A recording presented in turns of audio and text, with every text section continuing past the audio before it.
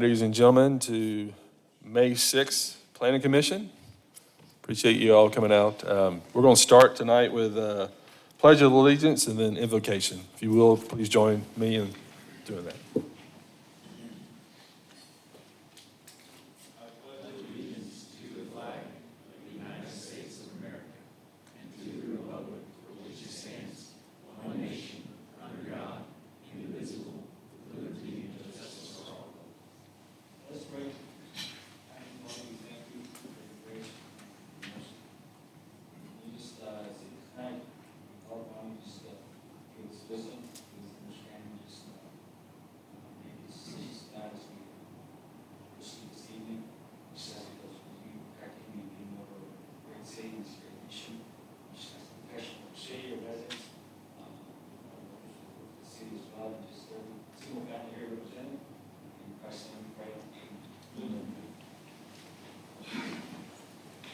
We'll now call this meeting to order. Can we have a roll call, please?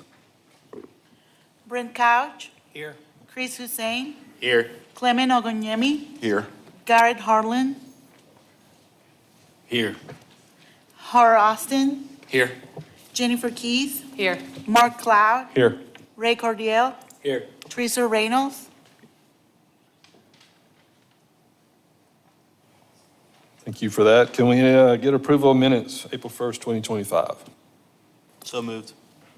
Second. Thank you.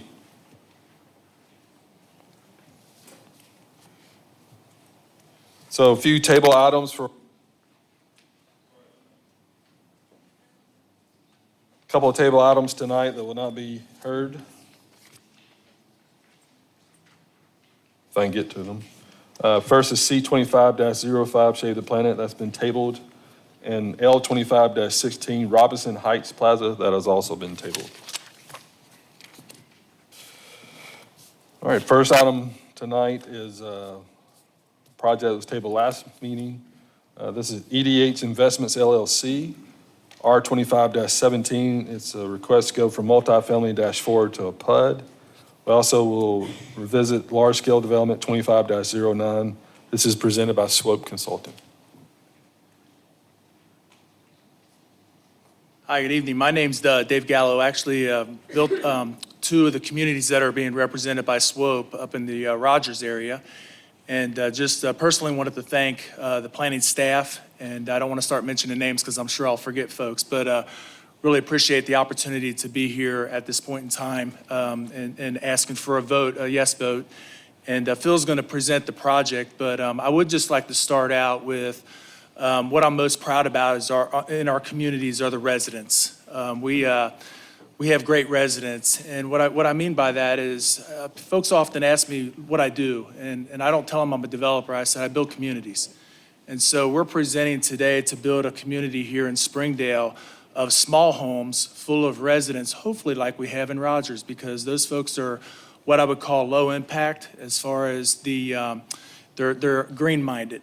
They're very focused on, the environment. They're focused on the community aspect of where they live. And not only that, but then they're also high value to the community. These are folks that are out in the workplace. They live life outside their home. They invest in the community. They use the resources in the community as far as, wanting to go out to eat and buy nice things because they live in smaller houses where the house doesn't own them. They actually own their house. So something that I know each city's looking for, affordable housing, and I believe that we have a great solution for that. So with that, I'm going to go ahead and turn it over to Phil. Hi, Mark. We've met with y'all several times on this with the work sessions and then with Sharon and her team, and I think we've worked out the majority of the issues, I hope, so I'm happy to answer any questions you have. Any staff comments? Excuse me, apologies for my voice tonight, but I hope you all can understand me and bear with me. I do want to start by thanking the applicant. You guys did work with our team over amount of time, attended a work session, introduced this idea and concept to the commissioners, worked with us on some of our input and our recommendations, so we do appreciate that. The comments for the rezoning, this 10.5 acre tract, it's located on the east side of Ford Avenue, west of Cascade Circle. And the rezoning request is in keeping with the following goals and policies of the comprehensive land use plan and is recommended for approval. And those goals are appropriate locations for single-family and multifamily residential development should be provided based on accessibility, site suitability, utility availability, neighborhood compatibility, and environmental factors. Encourage the development of a variety of housing types appropriate to the size and income of all households living and working in Springdale. And the development plan is attached. And I am going to go through some of the highlights of the development plan and then maybe touch on a few aspects of the community rules that are applicable to city stuff, but I'm not going to go through every little page of the lease agreement and/or the community rules.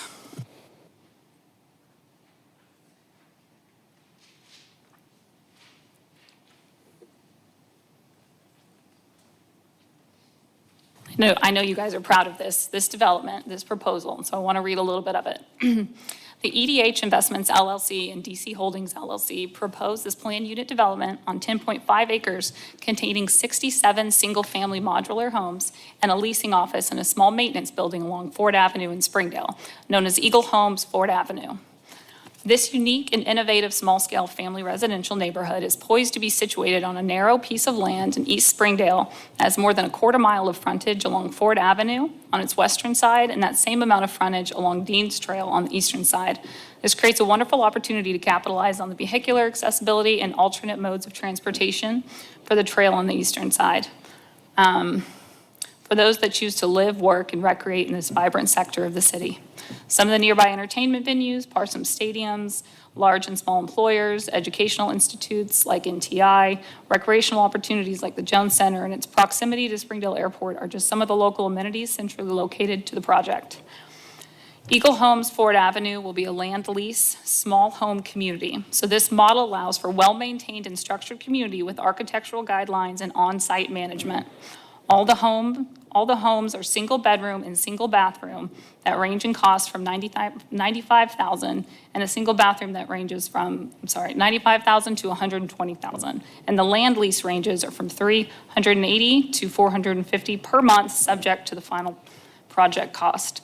The proposal of small homes will further the city's goal of appropriate infill development by bringing new housing formats not currently available in this area.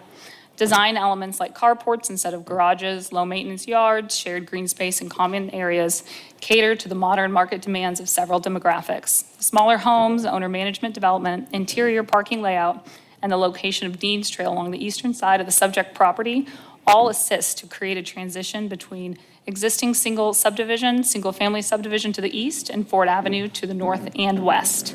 This planned unit development approaches for the tailoring of the property and proposed structures while allowing for the incorporation of green spaces, common areas, and placemaking efforts. Building styles and exterior building materials are presented in the attached document.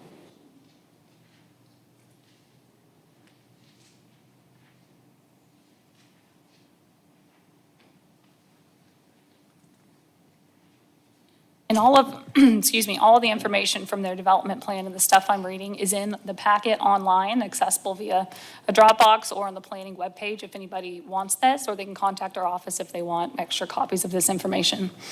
I'm just going to touch on a couple of the community rules, the one that apply to us.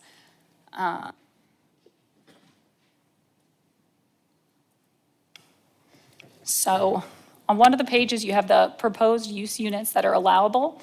And I will call out the use unit 16 for the office, studios, and related services. You might make a specific note, and I can send you these notes, just saying that is specifically for that office building. We just want that specified so that in the future, someone didn't try to make one of these single-family homes into a cultural recreational business. We don't want them to think. So for the, So for the parking, no modifications are being requested from the city's minimum parking requirements.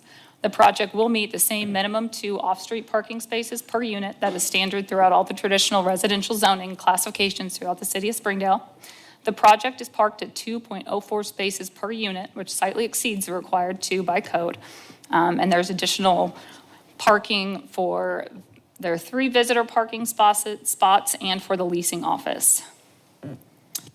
And it has a parking breakdown, the site lighting, that each dwelling and accessory building will have exterior lighting, and that all exterior lighting will conform to the city of Springdale's residential lighting ordinance. There was one duplicated page about other considerations.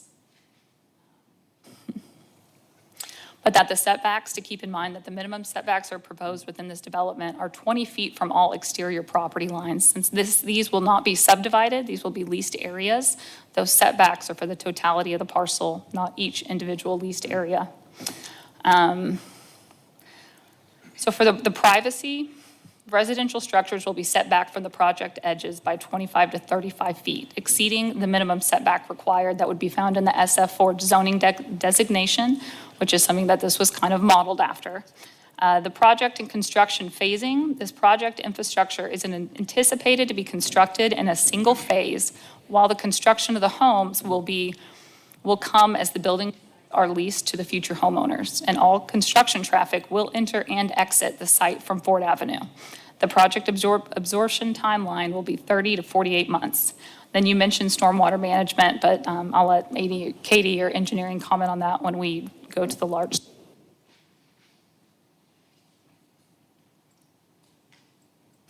Talk about utilities, maintenance, that all the lawn care and ground maintenance will be provided by the community management. And you note for the trash service.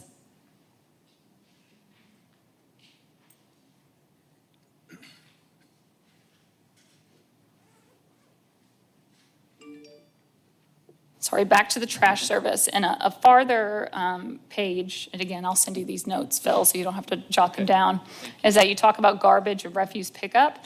You say that homeowners shall arrange for the removal of large and bulky items at their own expense. And my recommendation is that you may reach out to Public Works or someone there and just figure out an overall game plan or plan. I don't know what the regularity or the consistency of those bulky waste pickups will be. It's not regular. Not regular, okay. Yeah, no, Okay, communities. because they only allow so many a year per site. And I just want to make sure that they're aligning with what your needs will be. And then for home improvements, all structures, storage buildings, porches, decks, and concrete work must be approved in advance by the installation by the community management. Homeowners shall not make alterations to the site without the management's written consent. And then you may want to add a note that if porches, deck, or some concrete work is done, that it's in line with Springdale's building codes and that it wouldn't need a building permit, or if management would check to see if it qualifies that, if it's something that would need a building permit or not.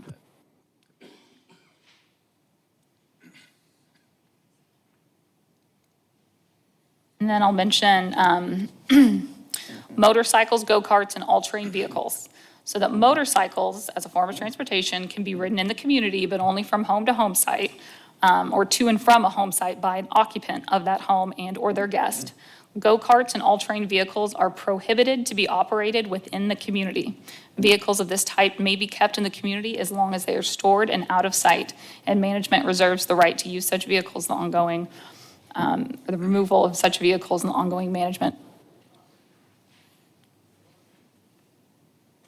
You have a section here about, I agree with all of your information about noise control, office hours, personal health and safety, all those rules that you outlined for them. You mentioned parking, and parking on the street is prohibited. All streets must be kept clear for fire, ambulance, and emergency services.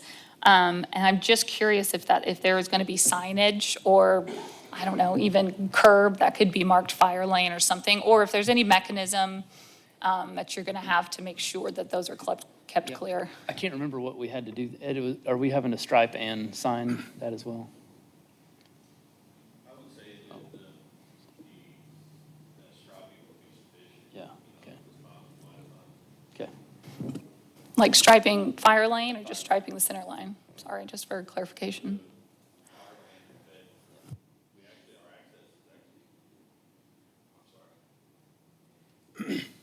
Apologies.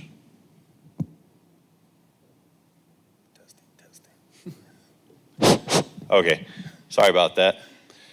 The access is actually sufficient from Ford, so anything additional that they want to put in there, if they want to put in additional access, striping would be sufficient. If they want to add signs, they can add signs.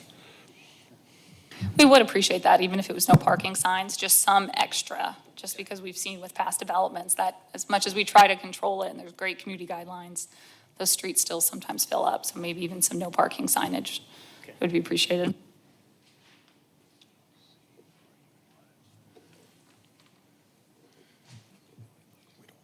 Recreational equipment. The storage of boats, truck toppers that are not mounted, or trailers of any kind are prohibited. These items shall be kept or stored outside the community. Only community management designated home sites will be allowed to park approved fifth wheel campers or motorhomes, and they will count towards one of the 2 authorized vehicles per home site. And at no time are the fifth wheel camper or motorhomes to be used or occupied as either a permanent or temporary residence.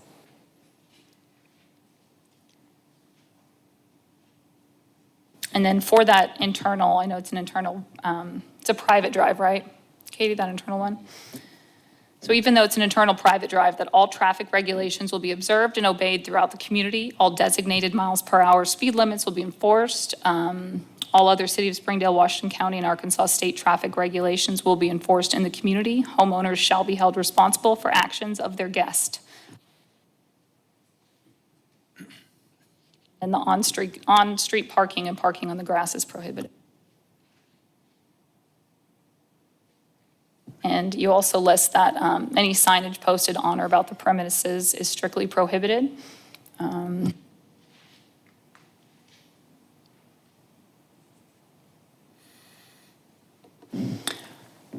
appreciate all the parameters around the vehicle parking.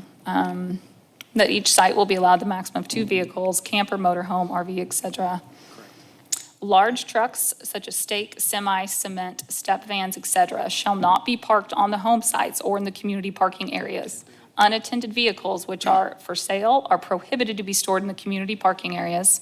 As permitted by law, management reserves the right to remove those parked vehicles in violations of these rules and regulations.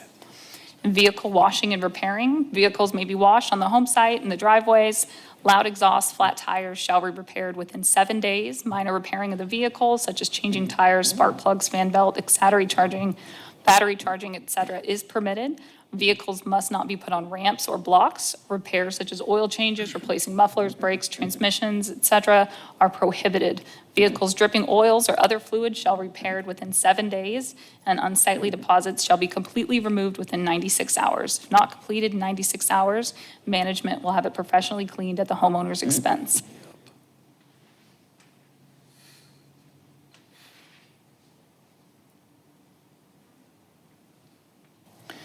You have some architectural guidelines for the permanent homes, which we do appreciate. You list out, I won't go through each and every one of these since this information is public and online, but you have certain requirements around the home size and length, the roof pitch materials, the home set, the siding materials and color, and the foundation.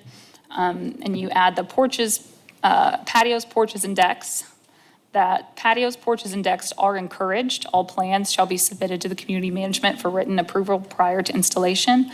I would also ask that that note be put on here, like in one of the previous pages, where that to respect the setbacks and area regulations, as no variances are granted for PUDs.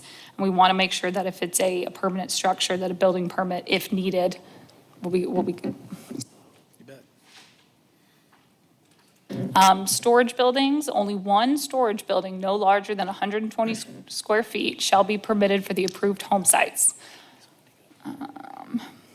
So those are small enough, the 120 square feet, that you wouldn't need a building permit. Sharon, But yes, We are actually not going to allow any storage buildings.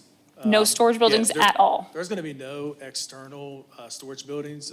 Working with the manufacturer, we are able to do what I would call a utility room that's attached to the house. And so that will not be detached from the house. So we're going to just take the storage buildings off the list. I actually counseled with about 4 or 5 residents, and they loved the idea. They said, we would much rather have that than have to walk outside to get to our winter clothes. So in the summer, that's really what they're storing, because they don't necessarily have anything like a lawnmower, because we take care of the yard, no gas or anything like that. So we're just taking storage buildings off the docket there. I'm with it. Hey, I'm good. And then you just may update the size of the anticipated buildings, because if they're going to be a little bit bigger, if there's. Same, yep, there's 46 by 15 is going to be the max So size. the size of the structure isn't changing? Nope, You're size- just adding in, you're changing the floor plan to That is add in? correct, yes, ma'am. Okay, hey, We should have taken that out of the narrative, Sharon. We'll make sure that's revised for the. okay, and I'll send you these notes of what I've it was marked up, so you know. Makes that a lot easier. think those are all the comments that I have on the rezoning. Do we want to do rezone now and then take on large scale, or do we want to? Yeah, we Do it should together. do the rezoning first, make sure that we can hear the large scale then. So this will be called for the vote to rezone request from ML4 to PUD. Call for the vote. Thank you.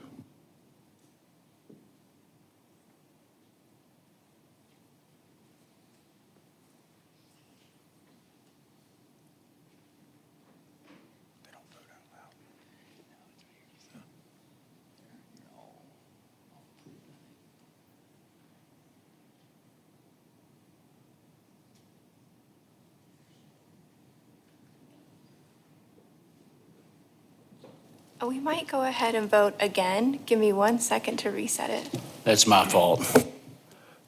We agree. Don't let them throw you under the bus.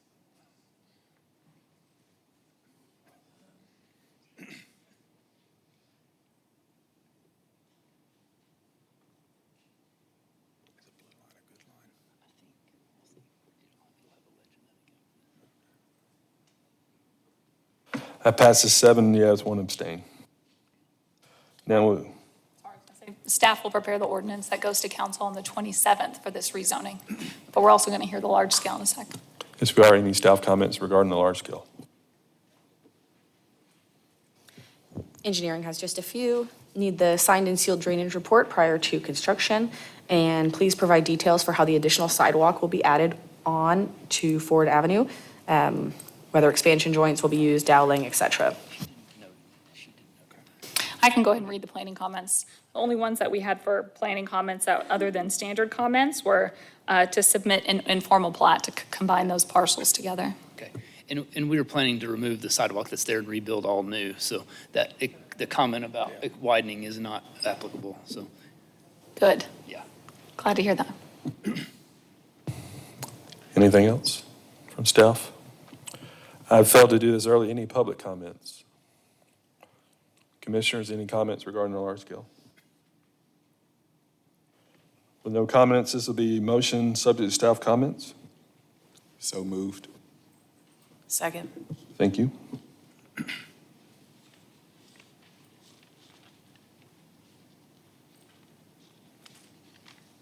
That also passes 7-4, 1 abstain. Thank you. Thank you. Thank you. Next up is R25-25 CNS Coin and Pawn Shop. This is a request from rezone from C2 to C6, presented by Erica Hernandez.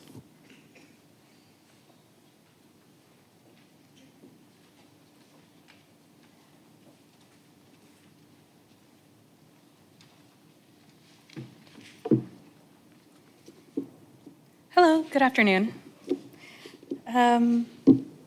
So the request here is to rezone the property from C2 to C6, as we are trying to establish a dealership.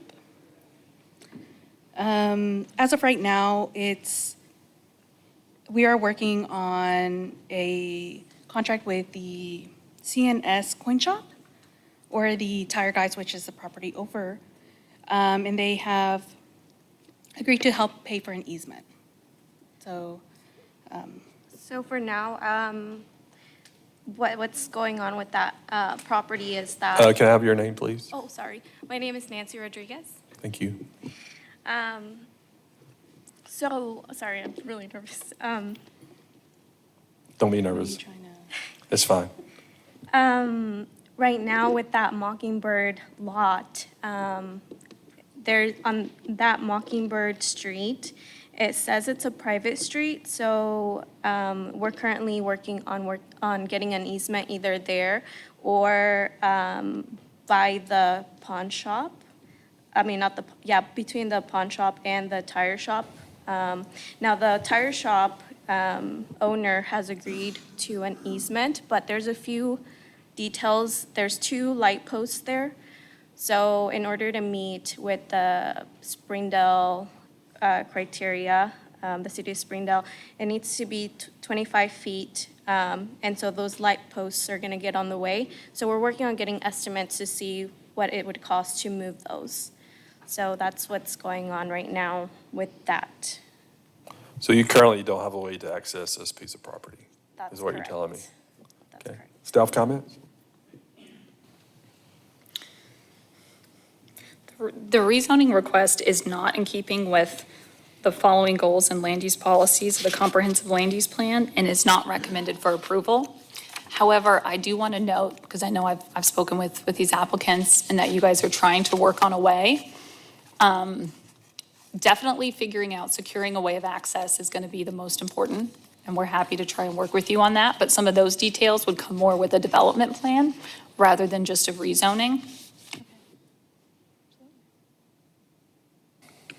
Any other staff comments? Any public comments regarding this rezone request? Commissioners?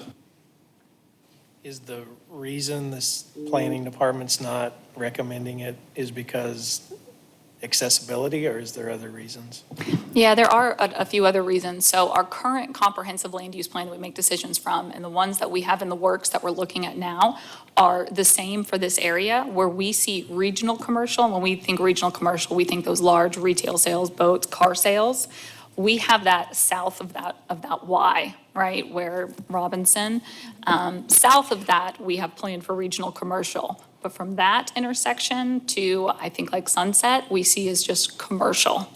And since this doesn't actually have frontage directly on 71, it's not even very visible from the frontage. So we have concerns about a C6 here. I have a question. I'm looking at this map, and it looks like there's car lots already existing, right? Are those car lots? Yes, and many of them are, as we would say, legal nonconforming, so grandfathered in. They've been there for a really long time, and if they came new today, we would also recommend not approving them there. The ones on Ingram are impound lots, not dealerships.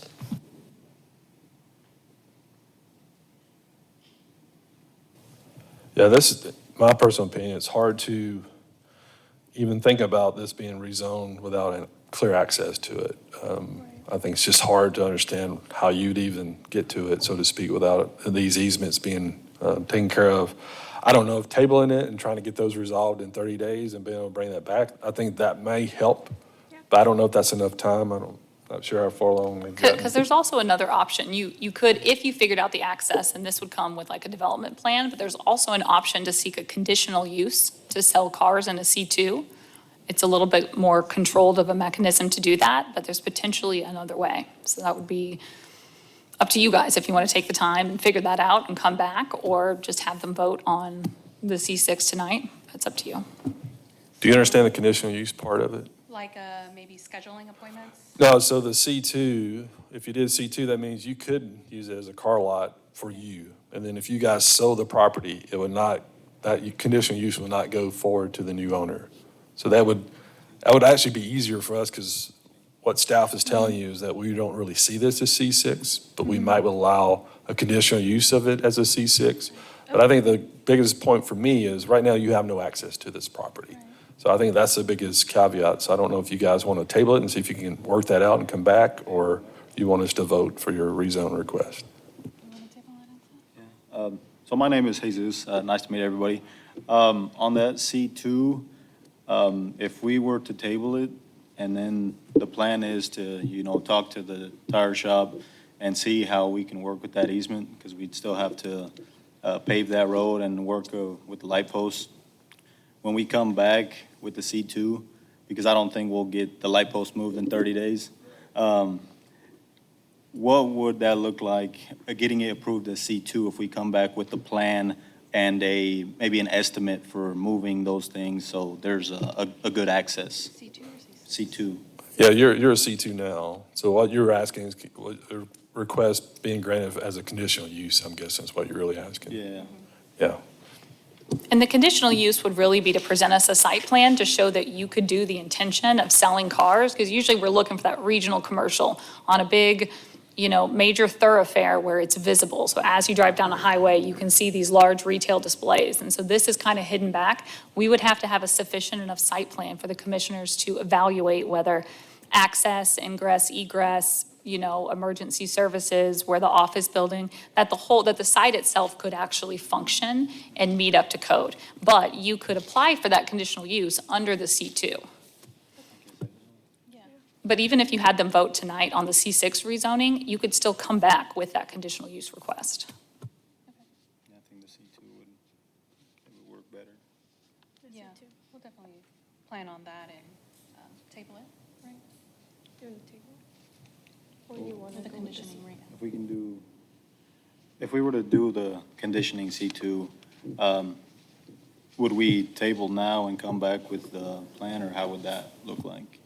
You could withdraw this rezoning request for now, and then come back with a site plan for the conditional use. And I would recommend that your Blue, or whoever it is that you're using for engineer surveying, if you have a professional representing the project, them, as well as you guys, and maybe someone from CNS, all the folks that are involved actually come together and we talk about some of that access. We could do a concept meeting with fire and engineering, just to make sure that we're giving you the right guidance for this. Okay. Withdrawing's better because it doesn't put you on a timeline. Yeah, I agree. Okay. Is that what you do? All right, thank you. Thank you. Thank you so much. Next up is RP 25-03, Mountain View Second Subdivision. This is a replat, Block 2, Lots 8 and 9, presented by Satterfield Land Surveyors. Dana Rosa with Satterfield Land Surveyors.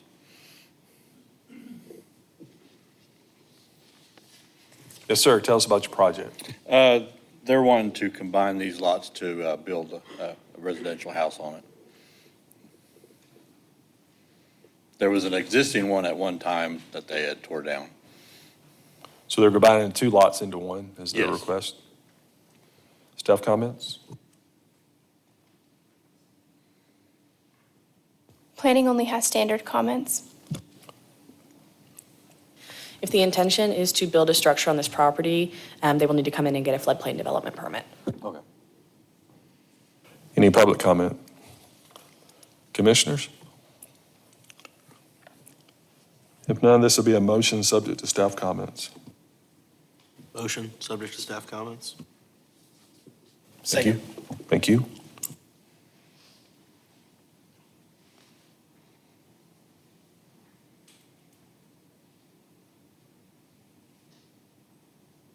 That passes 8-0. Thank you. Thank you. Sorry, Dana, if you want to have this replat heard at city council next week, then we need that ordinance by our office by tomorrow, close of business. Okay? Next up is L 25-11 Greenway Grove, presented by Olson and Associates.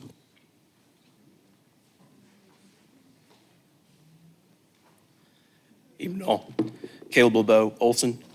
So for any who may not be aware, just a quick summary of this project. This is for a proposed multifamily development of row houses and courtyard row houses at 509-512 Success Ave. It's currently zoned NC2. The development itself consists of 9 two-story buildings providing 42 units. All of this is meeting the criteria of the form-based code, proposes 62 total parking stalls, as well as additional utilities to support the development with underground detention below the pavers located throughout. So, any questions? Yeah, and before we get started on staff comments, I know that Jackie's been kind of taking lead on this project with a form-based code, and so it's exciting for downtown Springdale. So if anything, I don't know if you have a little quick recap or summary of this for us. Yeah, you gave a really good recap. So we would just like to extend our thanks to the developer and you all for taking a stab at this and being the first to introduce the row house and courtyard row house building types into this area of the form-based code. It is within the neighborhood center type 2 building envelope standard, and it's a positive milestone for this great neighborhood and area. So we're really thankful. Any further staff comments?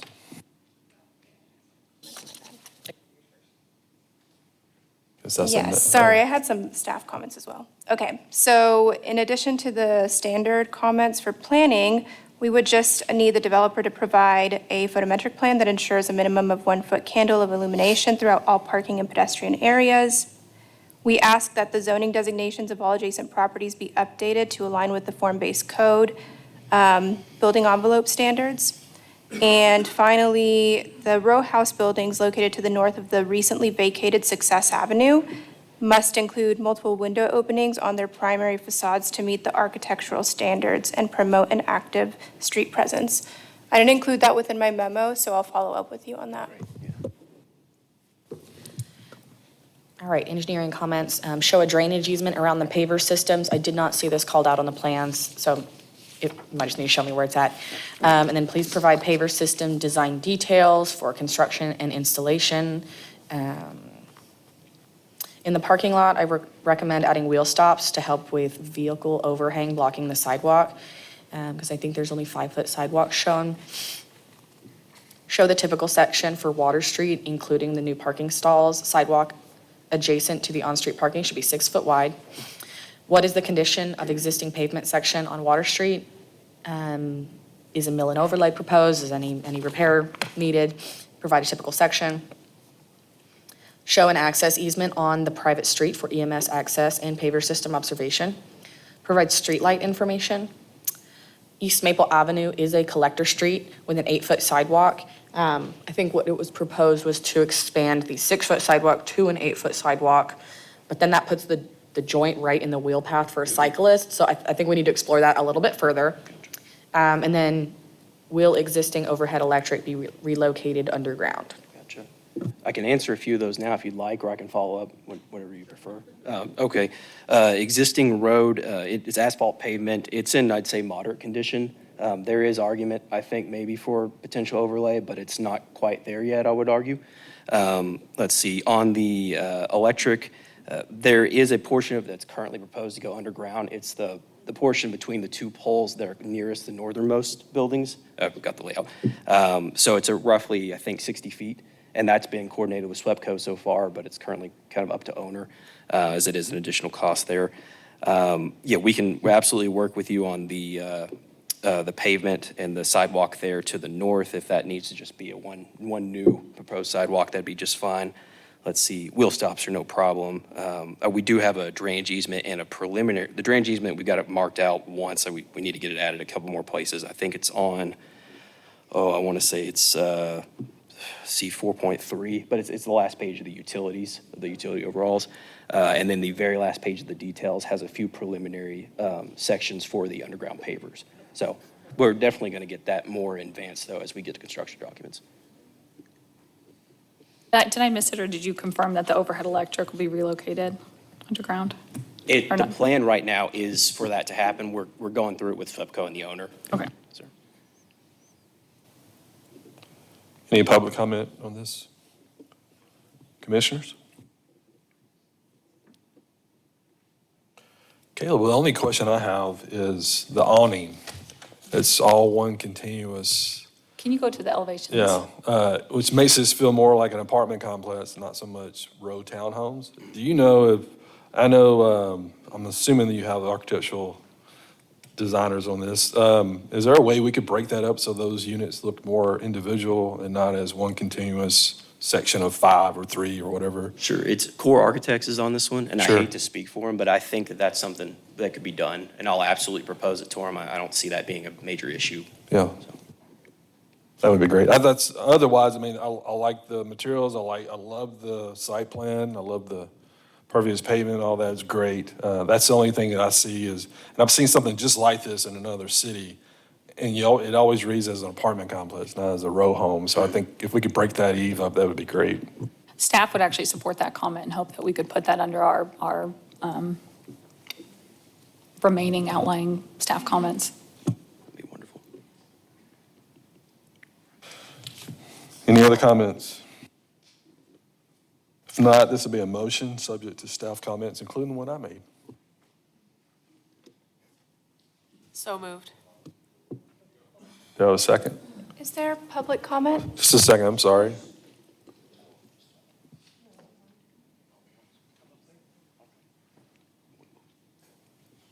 Yes, sir, just state your name and address. Reverend Dorsey Martin. I pastor the church just south of this project, and I was wondering what this will mean for rezoning for our church.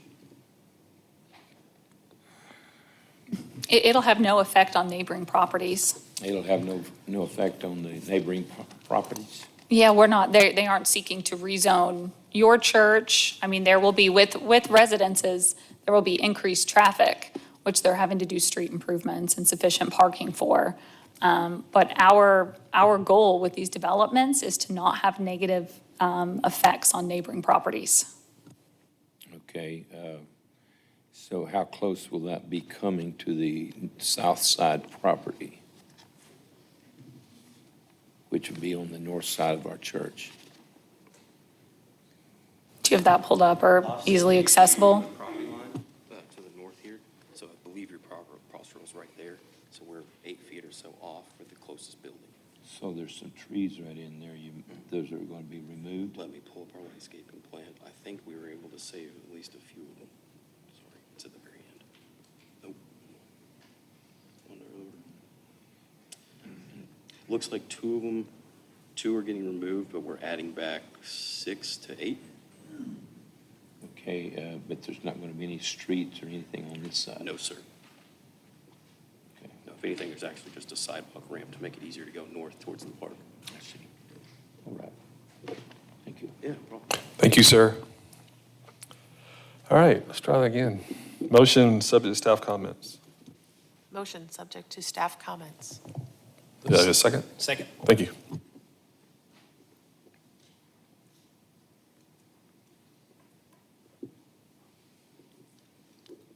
That passes 8-0. Thank you all. Thank you, Caleb. Next up is L25-12, Arco-Mo Tree Service. This is a couple of things going on here. We have a variance of paving requirement, variance of commercial design standards, mainly speaking toward landscaping. And then we also have a waiver request of street improvements on North Ground Road. This is presented by Clint Carstiller. Hello, my name's Clint Carstetter with CK Civil Engineering. We've got a project here. It's going to be it's called Arco-Mo Tree Service. Their primary function is to clear major right-of-way for the highway department and gas companies. So they have some heavy equipment. That's why we are requesting the gravel waiver due to the amount of heavy equipment they have on site. We submitted some pictures about that. Like you can see, we'll have these, which will tear up asphalt if they're used on there. And then site's also unique because to the east and the south, RDOT has 612s coming in to the south, and RDOT's going to make that a dead-end road. Plans have not been released yet for the east, so we're requesting variance to the landscape requirements due to the fact that we anticipate that they'll need temporary construction easements for the 612 bypass on the south and the east side whenever they be coming with the street on those 2 sides. And as far as the waiver for the street improvements, the RDOT plan is unreleased yet, so we don't know exactly what street improvements we would be trying to make and match. Therefore, we have a waiver for the street improvements and the lighting in the streets. This is also an industrial zone, which is unique. It will become a dead end with industrial directly across the street as well. So it won't be a highly pedestrian area. Staff comments?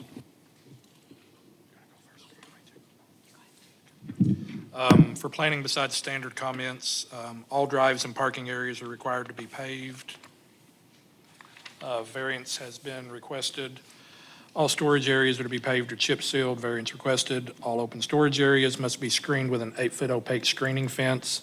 The notes that you had on page C200 stated that a variance would be requested. I'm sorry, we will be doing the fence. You will be building the fence? Okay. Screening fence is required in accordance with Chapter 56. Show trees associated with the screen. It will need to be an opaque screen or opaque fence. Frontage landscaping is required in accordance with Chapter 56. Variance has been requested. Perimeter landscaping is required in accordance with Chapter 56. Variance requested. Interior parking area landscaping is required in accordance with Chapter 56. That variance has also been requested. Need a landscape plan that shows the details of the landscaped areas, including type, size, and location of plants. either a conversation or there was a note that some of the existing trees were going to try and be saved. If so, we're going to need the type of tree, size of the tree, and the location of the trees. Yeah, the trees are shown on the north side. I believe they're called out by type on another sheet. Yeah, well, and I don't remember seeing it, but we'll need the type, 6-inch, 12-inch, whatever, and then number them or something there on the landscape plan. Dumpster screening will be needed, will need to be, try this again. Dumpster screening will need to be landscaped on the 3 sides. Streetlights are required at each intersection along the street at intervals of 300 to 500 feet as measured along the center line of the street, and for that, a waiver has been requested. Engineering comments, please add the general note to the site plan stating that a City of Springdale detention retention certificate form must be completed. The developer is required to improve the abutting street to City of Springdale standards, for which a waiver has been requested. We do still request that correct right-of-way is dedicated if it's not already there. And the apron should be concrete to the right-of-way on Commercial Drive. And it was called out on the plans as using the same hatch as the gravel, and that might have just been a mistake. It might be been shown in concrete. Need details for how the street will be cut and patched for the water line extension, include all relevant city standard details, and then show any existing streetlights. And if there are no existing streetlights, highly recommend adding one to the drive. Any public comments? Commissioners? Sorry, can I just ask a couple quick questions as I look at this? So the waiver request is not just for streetlights, but for all street improvements there? The waiver was for all street improvements, but I would request that at least a streetlight be put in, even if the waiver is granted for the rest of the improvements. Okay, but at least a streetlight is there. And then if you do plan on counting any of those existing trees towards any of that perimeter frontage, it potentially could be, but we, like Ron said, we'd have to have a little bit more information on it. We can add that. There's currently, are those houses still there? One to the north is abandoned. There is one to the north, but it's currently abandoned, so you said? You're still going to do that 8-foot opaque screening? Is that for the north side? We'll do the screening on all sides. Yeah, because even if it's vacant right now, it's permitted to be used as a single-family residence, so somebody could move in, so we'd want that screening. No problem. So is your intention to have trees on the east and north of the property, whether they're existing or if you replace? So when I see a picture of it, I expect that's what you're going to do, either because they exist and they're going to stay, or you're going to put them there. So is that your intent, is to have The trees ones there? On the north are intended to stay, and then we do have a few shown as temporary trees. We anticipate that that could be a problem, though, whenever RDOT comes through with the new street plan for the roundabout. They could be taken out with a construction easement for that area. And is there any paved parking around the building? I see some handicap sign and some striping. Is that paved there? Yes, there's pavement. That line indicates the pavement, and then gravel's to the Got it. west, yes. And it's a paved drive out to Graham Road, right? Yes. You guys, is it necessary, and I don't know the tree business, but the 59,000 square feet of gravel, is that what you guys really think is going to be justified and necessary to move that equipment around?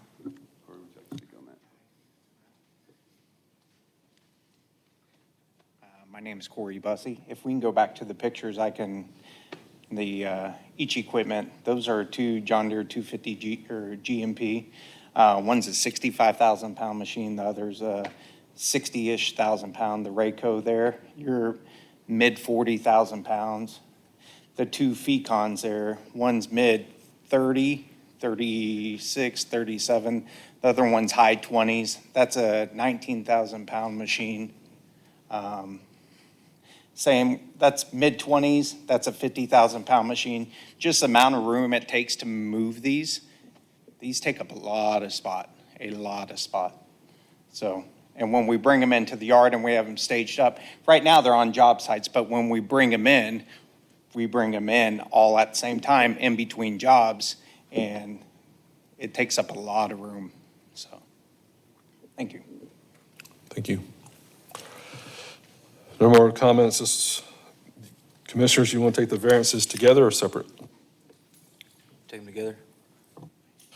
Everyone good with that? So the variance requests will be taken together. This will be called for the vote. Call for the vote. Thank you.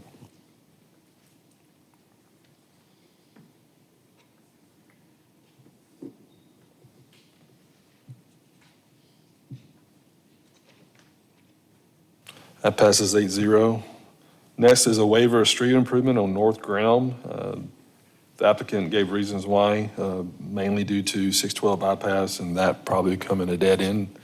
This would be motion to forward to City Council with recommendation of either denying this waiver request or asking for approval.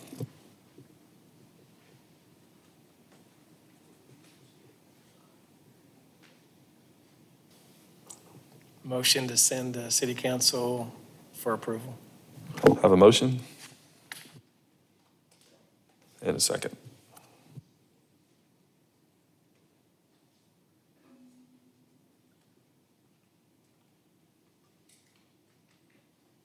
That passes 7-1. And finally, we have the large scale. This will be motion subject to staff comments. Motion subject to staff comments. Second. Thank you.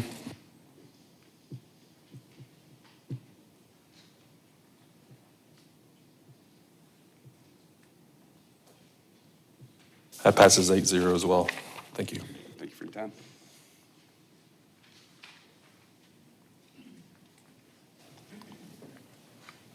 Next up is rezoning. This will be R25-26, Thomas McEtrick. This is a request from C2 to O1 presented by Ann Dalton.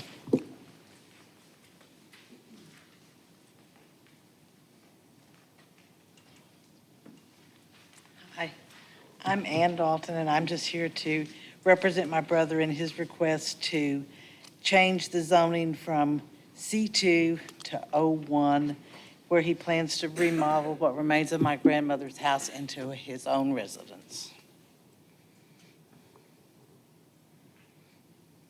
Any staff comments? Staff comments. The 1.41 acre tract is located at 1800 North Lowell Road.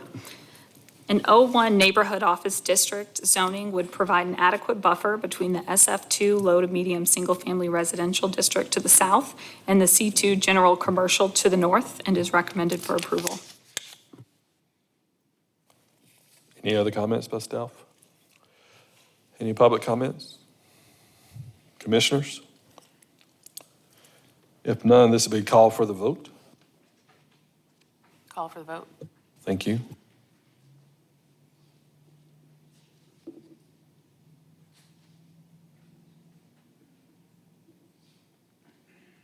That passes 8-0. Thank you. Thank you.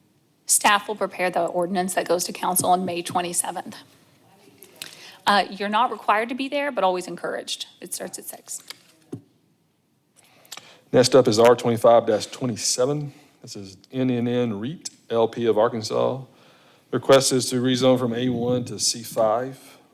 I guess we'll also be looking at a large scale for Herc Reynolds expansion, which includes 2 variances, one for paving requirement and one for commercial design standards and screening. This is presented by Earth Plan Design Alternates. James Gertz with EDA, here to answer any questions you have on this. Staff comments? For the rezoning, this rezoning request was recommended by planning staff to align with the development plan L2517 that's under review. The rezoning request is in keeping with the following goals and policies of the comprehensive land use plan and is recommended for approval. Encourage the development of regional commercial areas that accommodate a variety of wholesale, retail, service, and office uses That can be where the highest traffic volumes and greatest utility demands can be served, and more extensive outdoor display of materials will be expected and permitted that have a frontage and access to 49. So the rezoning of their existing A1 tract to the north was a recommendation and request by us just to come further into conformity and have the whole site into compliance. Any public comment? Commissioners, I think we'll call for a vote on this rezone request, and we'll get into the large scale. Call for the vote. Thank you.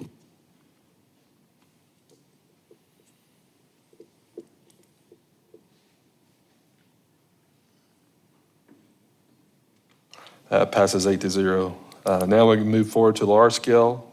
Staff comments regarding that? For planning, besides standard comments, property must be rezoned, which it just was. All drives, parking areas, and storage are required to be paved. Variance B25-24 has been submitted. All open storage areas must be screened with an opaque screening fence. B25-25 has been submitted. Screening fence is required to be in accordance with Chapter 56. B25-25 has been submitted. Let's see, with there being two separate parcels, an access agreement will be needed, and according to the comments, the applicant and Herc Rentals are in conversations about that right now. And then when a commercial development includes a fence or wall, the following guidelines and standards apply, including maximum height of a fence or wall shall be 8 feet and constructed of high-quality materials as outlined in the ordinance, and variance B25-25 has been submitted for that. I think the only comment I had left was trying to figure out those drainage easements around the existing storm sewer. I have not been able to find anything. I don't know if you have. So we probably need to dedicate one, but I think we can figure that one out. Yeah, we've talked with the owners and we'll get the easements dedicated. Is that because drainage wasn't addressed with that original? There's a large storm system that runs through the Herc property that was there before the subdivision. Gotcha. So now that we're draining water off-site through that private system, it needs to have an easement around it. Yeah, the drainage on Wagon Wheel goes through this property, and for whatever reason, the easement was never required, so we're just providing it now. Can you speak toward the two variance requests? Yeah, so Herc Rentals does heavy equipment rentals, and so that's the reason for wanting to put gravel down. Their heavy equipment will damage the pavement, and that's for that one. The other is the screening requirement. They're wanting to place a chain link fence with a razor wire as security around it. It should match, I believe, what's next door to us and that development, so. And right now, chain link is not permitted under commercial design standards, which is why they had to ask for that. Any public comments?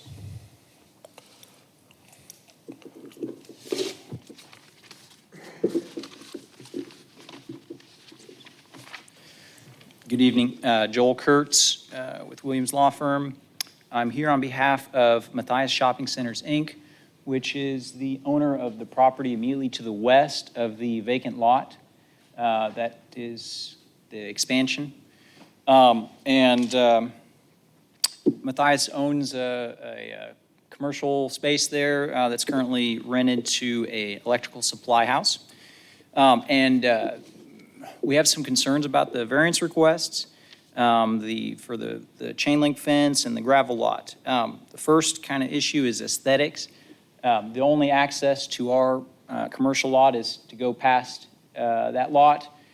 The vacant lot and potential tenants, customers are coming to the property, and we feel like having to drive past a barbed wire chain link fence makes you feel like you're kind of in a high security zone or an industrial zone, not a commercial district. So, you know, we've got some concerns on that. The second issue is that all the surrounding properties have hard surface lots. Directly across the street is the Caterpillar dealership there, repair place for quite large heavy equipment. They've got cement hard surface lot. The rest of the Herc Rentals lot is concrete. I mean, presumably they're going to be having to drive across that with their equipment. So we just don't feel like our lots, hard surface, the property immediately to the southwest of ours is hard surface. Allowing a gravel lot here is going to stick out. And so we're kind of opposed to that. We think it's going to impact the property value. We've got all these nice, cement or paved lots, and then to have this gravel lot.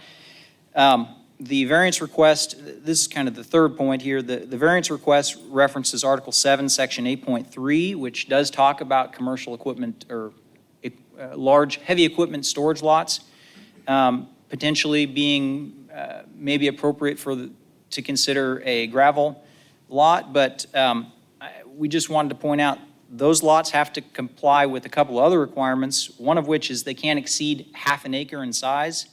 They have to comply with the setback requirements, and they're supposed to be screened. The vehicles are supposed to be screened from view either with vegetation or a opaque fence. This is a 1.6 acre lot, so that wouldn't comply with those requirements. So we think the city, enacted these requirements for a reason. It's to hold it to a higher standard, and we think that's appropriate. Yes, it would cost more. But the city took that into account and believed that generally, having these extra requirements is a better outcome for everyone. The variance provision talks about special conditions, that's unique circumstances, but there's nothing particularly unique about this site that would warrant that. It's cheaper and quicker, right? And I get it, but we think it's going to have an adverse impact on some of the surrounding properties. And we don't think it's unduly burdensome to comply with the city's established rules on these points. Other C5 properties comply. We had to comply. All the neighboring properties have concrete lots, and we don't think it's unreasonable to require that these points do as well. Thank you. Can you confirm what your existing lot is on the north side of this? Say that again, please. Can you confirm what the material is for the existing lot on the north side of the I believe property? the existing has a paved parking in the front, and I believe it's gravel in the rear, if I'm correct on that. Yeah. The majority of the existing site is non-conforming. Is that grandfathered in?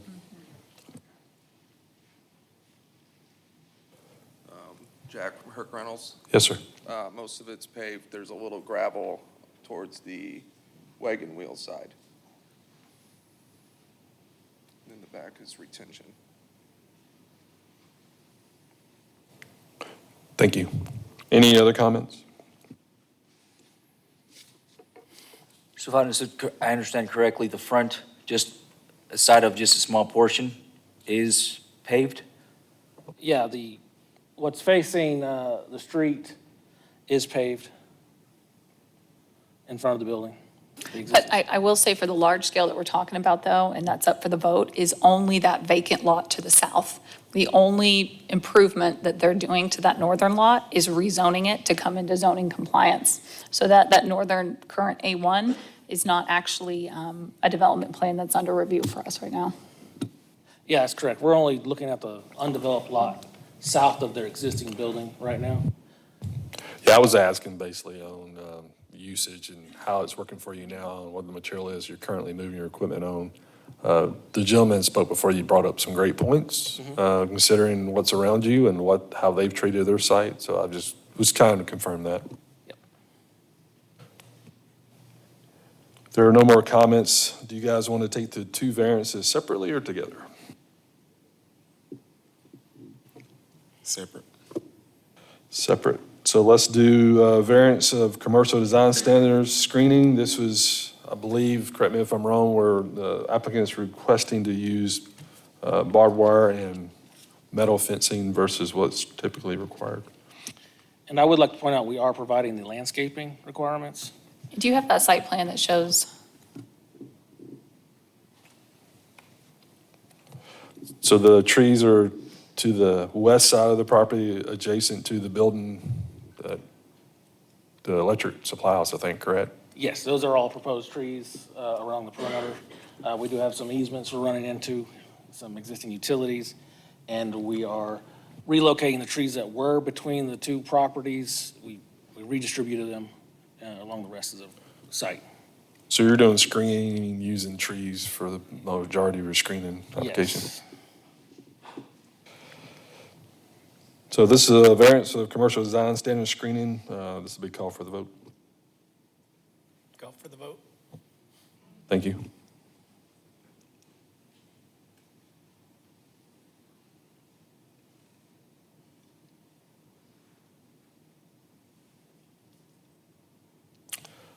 That does not pass, 4-4 tie.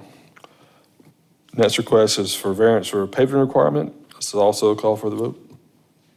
Call for the vote. Thank you.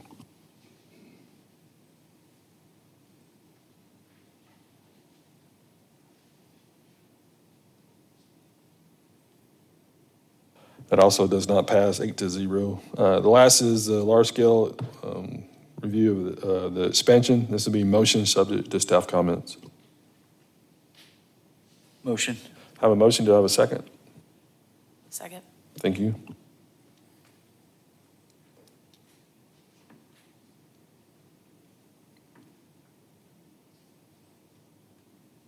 That passes 8-0. So the rezone, staff will prepare the ordinance that goes to council on the 27th. And for the two variances that failed, you do have the right to appeal the planning commission's decision to city council. You must appeal in writing to the city clerk's office within 15 days of this planning commission's meeting. And you must also state in writing why you feel that the planning commission erred in its decision. And also re-notify adjacent property owners. And if you get with our office and choose to go down that route, we're happy to help guide you. Okay, thank you. Thank you both. Next up is R25-28, Alberto Correa Macarena. This is a rezone request from A1 to P1, presented by Javier Gonzalez and Dalton Orban.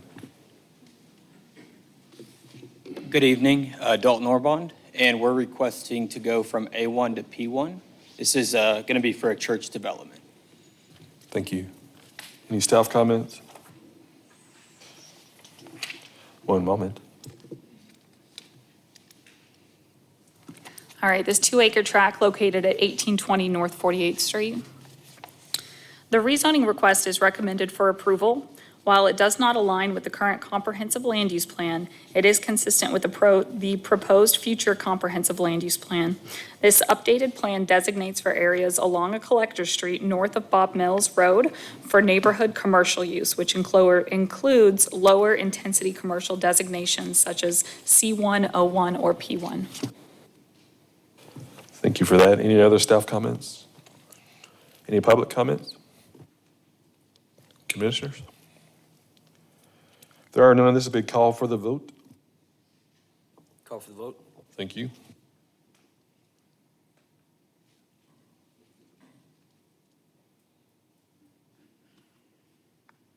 That passes 8-0. Thank you. Thank you. Staff will prepare the ordinance that goes to council on the 27th. You're not required to attend, but always encouraged. Thank you.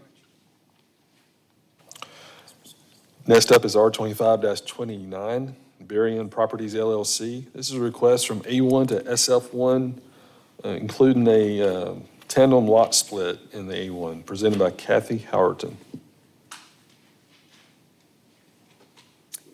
I'm Kathy Howerton with Berrien Properties. This is my daughter, Sarah Barrios. For this residential rezone, she would be the one that we would be splitting it for, so she's here to answer any further questions you might have. So we are asking to rezone 1.5 acres from A1 to SF1. We would be putting in an easement road to that property as well. It's on a approximately 10-acre lot. And you can see that in yellow is the lot we want to rezone to the SF1. What's the purpose for your rezone request? Why do you, because you could build a house as it is, correct? Single-family home, yes. You could do that now, I believe. I'm just curious.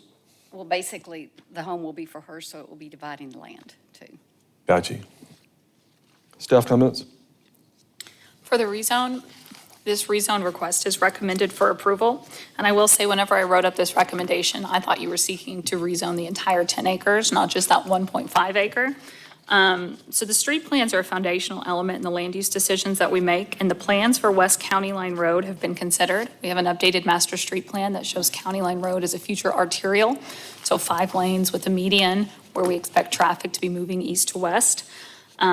So we recommend this 1.5 for approval. However, if there is future development on this site, staff would expect that that first 300 feet from County Line Road up be some sort of commercial buffer, whether it's O1, P1, C1, C2, something that would align with a major arterial road where we see commercial. And then with this split, I know they're going to vote on the tandem lot split as well, but if any further future proposed splits on this property are brought forward, we would have to treat it as a preliminary plat, like a subdivision, and seek some sort of city street or some alternative to that. So you may want to chat with us, whatever your future plans for the property are. Right. Actually, we had spoken to the planning office almost 2 years ago in regard to what could be done. Any public comment? Commissioners? If there are none, we'll have 2 call for votes. The first will be a tandem lot split to split out those 1.5 acres from the 10. Call for the vote. Thank you.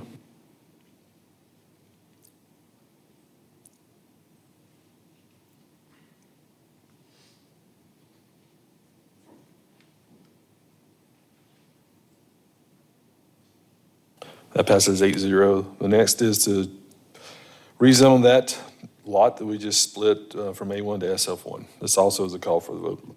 Call for the vote. Thank you.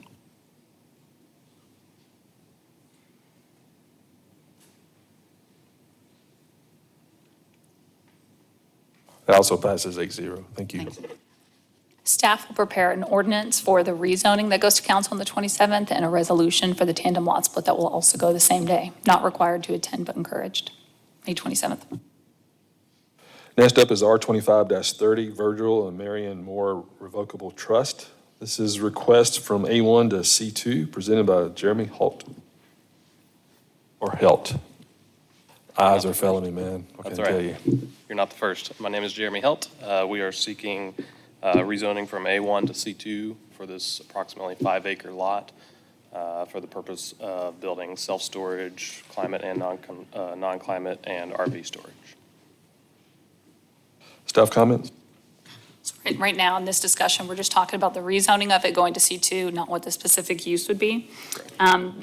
And as I think you can see on this survey right here, the highway plans on coming through just directly on the east side of this. The rezoning request is in keeping with the following goals and land use policies of the comprehensive land use plan and is recommended for approval. The proposed RDOT improvements will support a commercial concentration at this intersection, and requirements for access are required with a comprehensive development plan before any permitted uses may be implemented. And if you guys will go to that land use plan map, that shows an idea, and this is our outdated land use plan, but we even anticipated commercial in this area at that point. Any public comments? Commissioners? If none, this will be a call for the vote. Call for the vote. Thank you.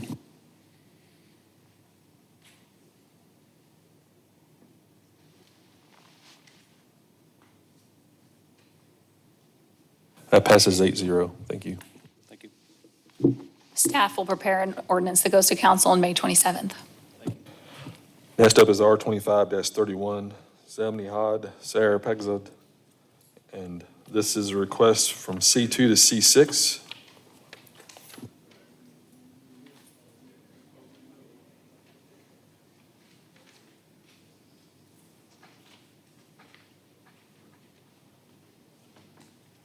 Hello. Hi, my name is Mahmoud Chitzazan. I'll be requesting from C2 to C6, rezoning it, and I want to thank you, Sharon, and her office, because we've been there a few times, and they kind of guide us through the process. We appreciate that. Thank you. Any question, I'm more than happy to help. Actually, I'm helping my friend with this project. Thank you. Staff comments? For the rezoning, this rezoning request is in keeping with the following goals and policies of the comprehensive land use plan and is recommended for approval. to encourage the development of regional commercial areas that accommodate a variety of wholesale, retail, service, and office uses where the highest traffic volumes and greatest utility demands can be served, with more extensive outdoor display of materials, and will be expected and permitted to have frontage or access to I-49. I want to thank you all too. You guys did the right thing. They came to our office multiple times and worked with us throughout this whole process to see what the best and highest use for this land would be. And right there, this is a snapshot of our land use plan, the current one, and the one that we have in progress today is the same for this intersection where we do anticipate more regional commercial. Any public comments? Commissioners? If none, this will be called for the vote. Call for the vote. Thank you.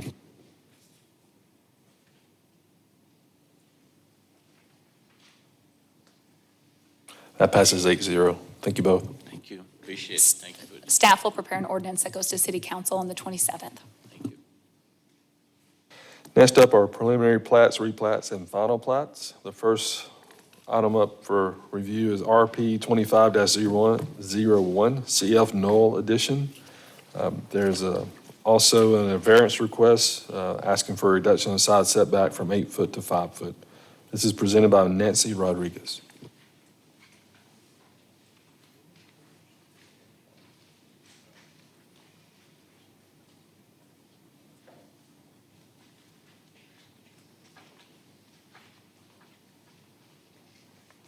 Hey. Hey, look. Nancy Rodriguez. So this is for replat and variance approval for 1355 and 1373 Gary Street.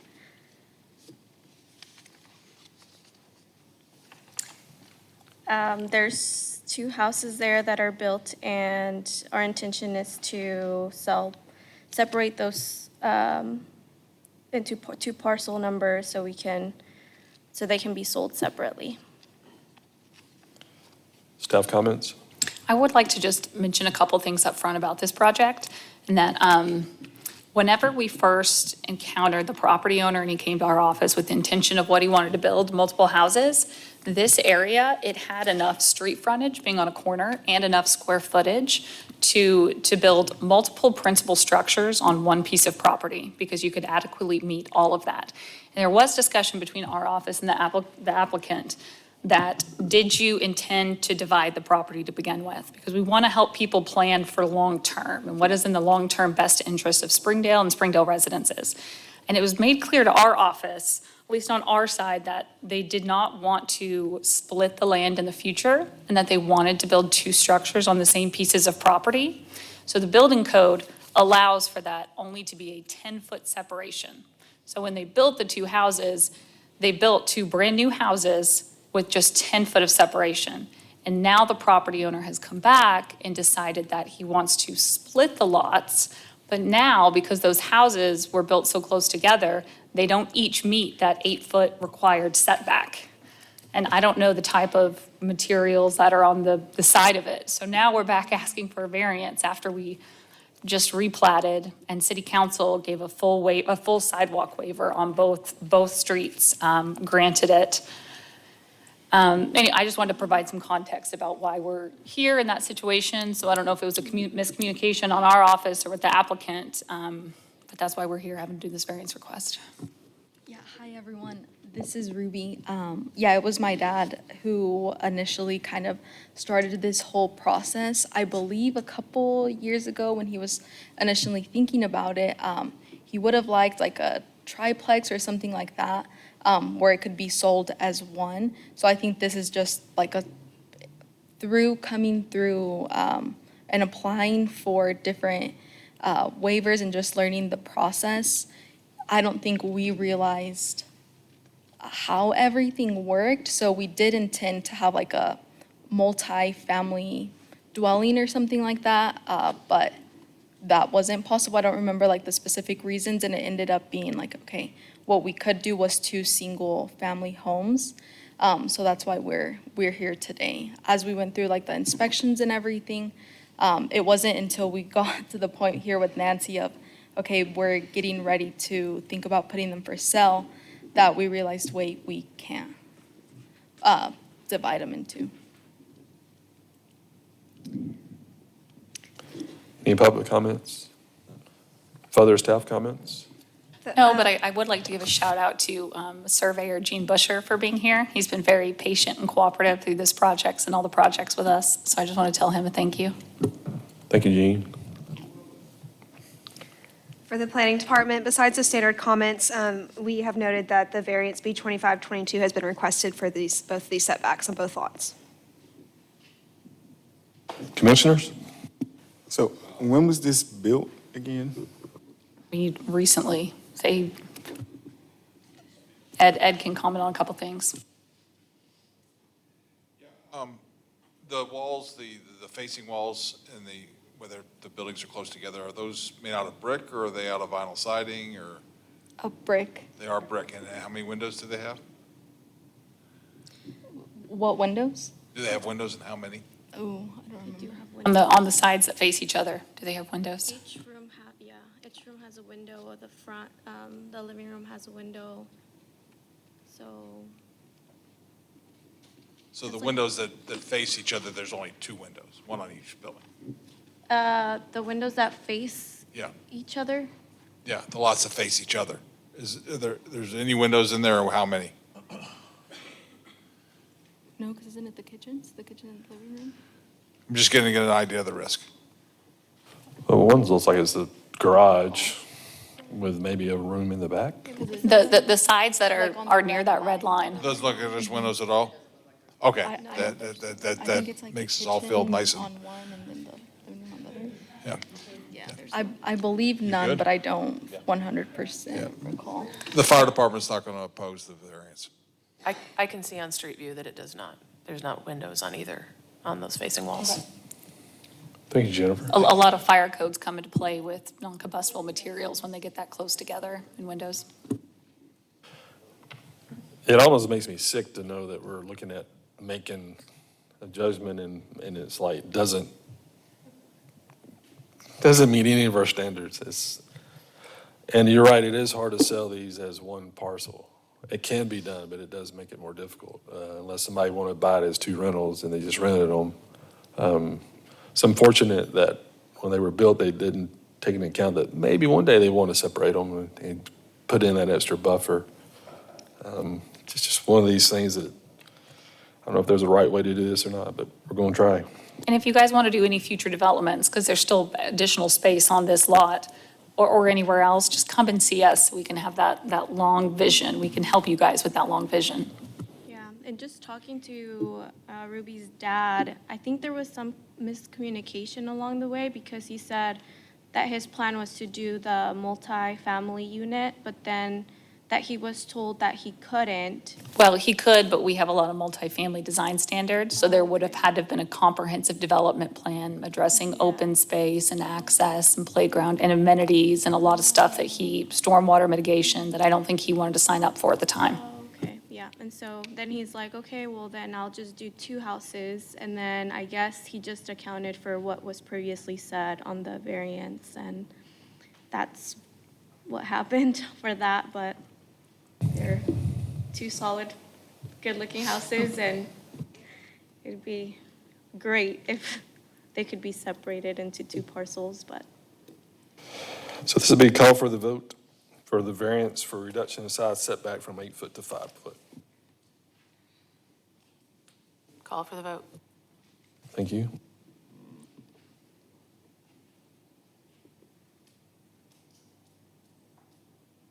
That passes 7-1. Next up is the replat of separating these two lots. This is motion subject to staff comments.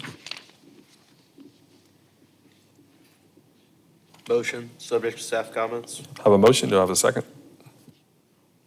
Second. Thank you.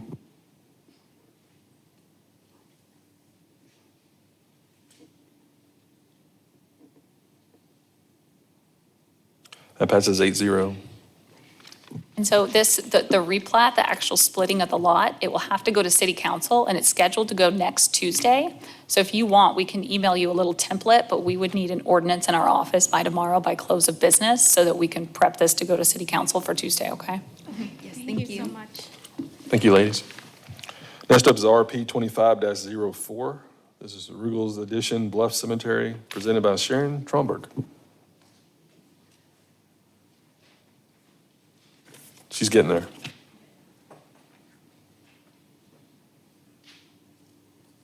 All right, so Bluff Cemetery is expanding some. We had a donation of land, and this large lot was created a couple years ago, just via informal plat administrative level. And what the city wants to do, they have frontage over on Shiloh for this, and Public Works would like to retain some sort of access easement on Mill Street for whatever kind of work that Public Works needs to do out there. However, where that red line is a proposed split of where they would like to do it, and so that the city can sell or do something else with said piece of property. So the city's wanting to split this lot that faces Mill Street off the larger lot or parcel, but understanding that they'll be negotiating with a new buyer, that they'll have an easement to be able to have access to the larger tract. Correct, and right now there's a gate and a gravel drive, and it may not have to remain in that same spot, so there may be a note that goes with the plat, just saying that some sort of 20-foot easement will have to be retained for the city of Springdale. But it's right there where that red dotted line is that proposed split.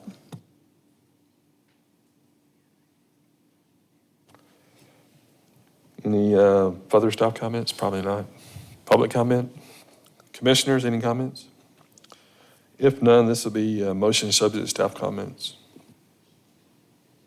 Motion subject to staff comments. Do I have a second? Second. Thank you.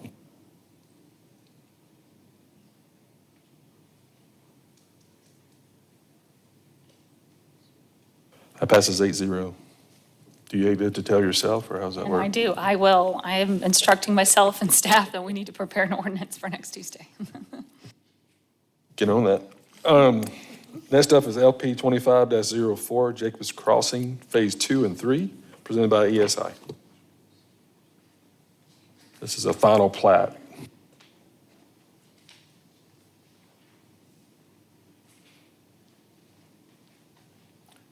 Hi, everyone. Josh Haley with ESI here. Tonight, we're asking for approval of the final plat for Jacobs Crossing Phase 2 and 3, and I'm happy to answer any questions you may have. Staff comments? For planning, I'm just going to make a couple notes on the record here that the fences in these two phases will be constructed with home construction, so that should be done by the time the lot is transferred to a private owner. And then the POA lot, Lot 91, does not have any proposed improvements or a maintenance plan at this time. And then the street names will need to be approved by the GIS department prior to filing the final plat. And we need to add a note for which lots the drainage easement will govern their setback. And then our ordinance calls for the island plantings to be included, and please call out these street islands. I know there's a symbol there, but let's get a call out on that as well. My only comment was about the minimum finished floor elevations. There was just a general note about engineer shall determine finished floor elevations. I was just wondering if that will come with like a resubmission of the plat, or will those be like with individual home plans? It'll be similar to how we're doing Phase 1, where we're doing the individual with the elevation certs. We had minimum FFEs for the whole first phase, though, like set ahead of time on the plat. There were some where that same note was on it. Yeah, I've seen this before in older plats, and it can get confusing, so I would like to have them up front on the final plat, but since I know there's one home builder and they're building them all at once, I don't think it should be too much of a problem, but that's my suggestion. So you're recommending or requiring that? I am recommending that they go ahead and provide the elevations up front, because ESI is going to have to do it now or later, so might as well just put them on the plat. Are you in agreement with that? I would like for us to have an opportunity to talk with the home builder to make sure that their home, like their floor plan jives with FFE, so we don't impede them in any way. But we can, prior to signatures, we can probably work something out. Is that something that you'd prefer to be on the final plat? Yes, because with previous final plats, if there's a lot that didn't end up getting built out at the time where all the other lots are, and then 20 years later, someone comes in and they buy this lot, they want to build a home, and they have no idea where to start on how to get that minimum finished floor elevation, because it just says, an engineer shall provide it. And that really causes issues down the line. I don't think that's going to be the case for this subdivision from, what the home builder has said, that they plan to build it out all at once and sell the homes, but that's just a previous experience. What's the status of phase one? The plat's recorded, and I think home build is maybe 40%, 50% done. On all lots, or? Yeah, it's all transferred to whoever's going to build homes on it at this point. Seems like there's time. And whatever decision this body makes, we would still have to take it to city council, and staff would recommend that those FFEs are on there before signatures and recording, FYI. Yeah, it's a better practice. I think it's the best way to do it. All right, this is final plat. This will be motion. Is there any public comment? Nobody looks like they're ready to talk about anything. Commissioners, everybody good? You can tell this is the time of day that I'm just kind of like winding down. This is motion subject to staff comments. Motion, subject to staff comments. Second. Thank you both. All right, and if you can prepare the final plat ordinance, that will. She just thinks she knows what we're gonna do. 8-0, look at that. She knew. Wow, I'm glad I got lucky, y'all. You nailed it. If you can prepare a final plat ordinance to get us by close of business tomorrow, so we can get it to council next Tuesday. Perfect. Thank you. I'll send it to you. Thank you. Next up is L25-13, Executive Who? This is a large-scale development. It does include a variance request for commercial design standards regarding the facade and exterior walls, also presented by ESI. Thank you, Brandon Resch with ESI. This is approximately 12,000 square foot office warehouse facility end of Executive Place. I'm happy to answer any questions. Staff comments?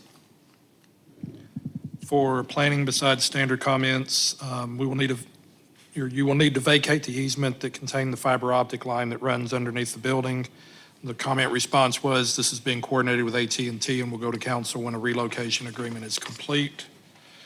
Roof lines shall be varied with a change in height every 100 linear feet in the building length. For the rear of the building, variance B 2531 has been requested. And then also, predominant exterior building materials shall be high-quality materials, including without limitation the following: brick, native stone, natural stone, synthetic stone, concrete masonry units, smooth face units with integral color, synthetic stucco, EIFS, architectural precast concrete, decorative face, concrete tilt-up panels, glass wood, natural composite. My calculations showed that the metal panels were over 51%. So if we can. Was it a specific type of architectural metal? Yeah, according to my calculations, we were at 52% with the high quality, but. Okay. I don't know. I'll look again and Okay. we'll have a conversation. But it's There was a mixture of architectural metal panel on the front, wrapping the sides, and then a different metal panel, which we weren't considering the high quality. And So maybe we'll- it's just because there's the two. Yes, we'll want to differentiate between that, because some high-quality architectural metal panels, we do accept, but we have to see that ahead of time and just make sure it's in alignment. Any further staff comments? Engineering has no comments. Wow, that's a first. Can you talk us through this variance request? Facades and exterior walls? Maybe that's what you touched on a little bit there. Give us a little bit more information about what variance you're requesting. Oh, we're requesting on the roof line variance for the variation every 100 feet. Ours is 155 feet. And we're just trying to simplify the roof line. We have it on the front and the sides, the variation, but on the back, not the public-facing way. We have just a simple single-slope roof that we're just trying to avoid, future complicated maintenance by shifts or anything like that in the material, And it's that bottom picture up there? Is that rear side? Yeah, it's Where you the don't have the bottom. break? Yes. What is the material that's being expressed, the lower 3 foot, 2 foot, is that stone? What is that? Yeah, it's like a stone veneer, a faux stone veneer. Don't want to do real stone? Well, no.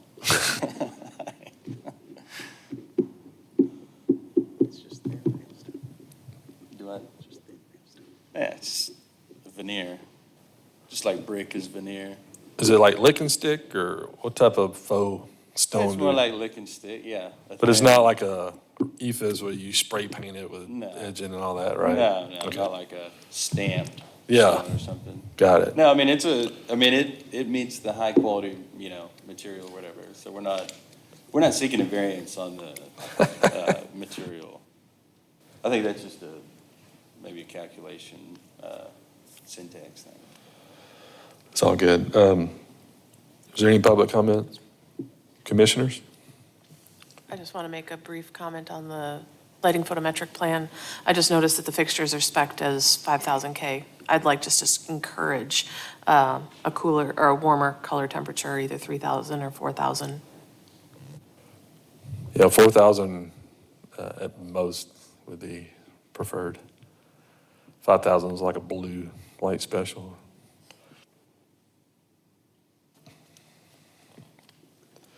If no more, we'll take the variance first. This will be called for the vote.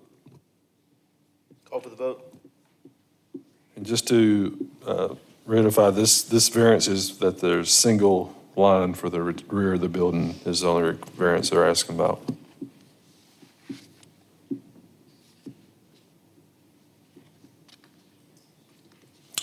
That variance request passes 8-0. Next is a motion sub staff comments for the large scale.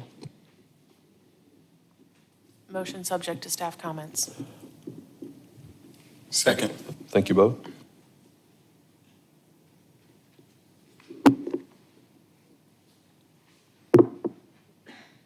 That passes 8-0. Thank you.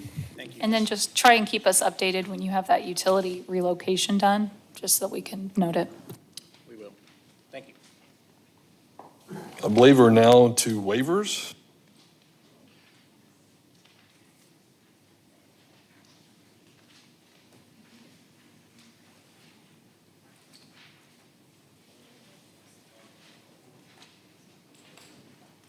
Thank you for that. Next up is another variance request by Steve Vance. This is B25-25, a variance to reduce rear setback for non-conforming structures to remain, presented by Steve Vance. Hey there, how y'all doing? Good, yeah, I'm just trying to get a little variance on, as I'm gonna extend, I'd like to do a covered patio that extends and ties into the existing shop that doesn't meet the 35-foot setback today. And then just for a little context on this one, sorry if I interrupted you, Oh, Mark. no, you're good. So right now, the shed, the existing building that he has back there that he's trying to keep, it's non-conforming because it encroaches in a setback. And this was a subdivision that was annexed into Springdale as is. But by the new canopy that he is proposing, because that new canopy is within the area regulations, we don't feel that he's exacerbating said nonconformity, making it any worse. So we think that a variance to come into compliance with where he is at would solve this. And your canopy will need a floodplain development permit. So if you would call the engineering department before you get your building permit, we can help you get that. Absolutely. And I know that there was a staff conversation at one point about potentially rezoning it, because if you did rezone it to a residential, it would take care of all of said problems you would be in, but I don't know what came of that, if it just was your choice that you weren't seeking a rezone. Well, to be honest, there's a chance, because I kind of feel like I live in the country, that maybe I could get chickens or something along that line down the road. So Keep that something zoning simple, then. But yeah. Any public comments? Commissioners? If none, this will be a call for the vote. Call for the vote. Thank you, sir.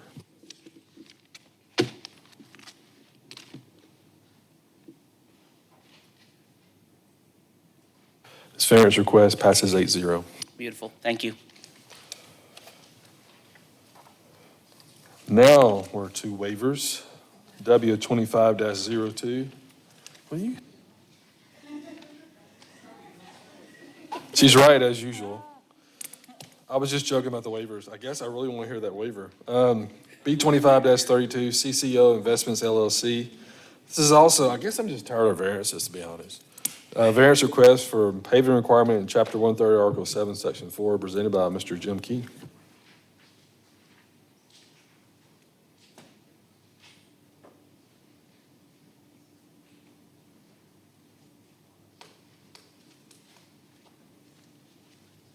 Thought you were going to skip over us there for a moment. I know, I was giving you a hard time. My name is Jim Key. I'm here in behalf of CCO Investments. The request on two parts for a variance for a non-hard surface parking lot and allowance to provide this satellite parking lot that is across a major arterial from the development that we are working on completing across to the east on 71 Business. Be glad to entertain any questions. We've sent out certified mail to the adjacent property owners. I do have only one return receipt. I don't know if you need that here today. The other four, we have not seen any return as of about 3 o'clock this afternoon. So just to provide a little information, the applicant and property owner and folks came to visit us on April 14th to discuss this possibility of a satellite overflow parking, which is allowed in some circumstances in city code. However, one of the rules is that it cannot cross an arterial. So Highway 71B being an arterial, that we feel it is, and the rule is there because we feel that it's unsafe. But of course, they have every right to request a variance and come to Planning Commission and present that. But then I will say, we talked about the overflow satellite lot, but then a few days later, we got pictures that a lot of gravel, like an acre or 3/4 of an acre, had already been laid down. So I guess I'm a little, and then Mr. Ortiz had reached out to our office and expressed that it was for his current construction workers that were finishing out CCO, and then as well as they're parking there for future development on that site. So I'm a little confused as which variance request we're going for, and that the gravel was it already there when we met on the 14th? No, it was not, and I understand your confusion, and I apologize. I just became aware of it when I got a copy of your correspondence with Mr. Ortiz last Friday on the 2nd. We met with you on the 14th, on the 18th, late on the 17th, early on the 18th, that gravel was placed on that lot because we had highway permits to construct the new drive entrances on the property that's under development across the highway. And there was that was the weekend we got 5.8 inches of rain or something on a Friday and Saturday night. He had workers that needed to park, and there were some people that were starting to park in the grass there. He brought in gravel to provide a temporary surface for parking while the drives were finished. He had about, I'm roughly estimating about 30 cars of workers in there trying to work on finishing the interior, while at the same time the drives were being asphalted and concrete poured. And in this picture, they're still parking in the grass. And this was the corner lot and not the one we submitted the application on. We had initially talked to you about this corner lot. And Mr. Ortiz owns actually both of these two lots here on the frontage of North Thompson, as well as the longer lot to the rear. They're all zone C2. We felt it was more appropriate to pull back away from the intersection due to the comments we'd received from you in terms of the request for a variance. And as I said, I was surprised too. I think he was at a loss for what to do and felt that placing the gravel there would be a temporary solution. He's willing, and as per your correspondence, to remove that or to pave it. Obviously, we are looking at having this parking as an overflow potential for the event center that's under construction. We've got 260 parking spaces affiliated with the event center on our property. We feel like under most circumstances it should be sufficient. We've got a potential of about, trying to remember the exact number, about 28,000 square feet of gathering space in 3 separate venues. They can be combined into one large combined space that could potentially hold up to 1,400 persons, is my understanding from looking at it's been a few days since I've looked at the numbers, but about 1,400 persons is what we've got on our original large-scale calculations. The parking was provided at a rate of one space per 200 square feet, which we felt should be sufficient for most of our needs for the types of events that are being offered. There is a concern.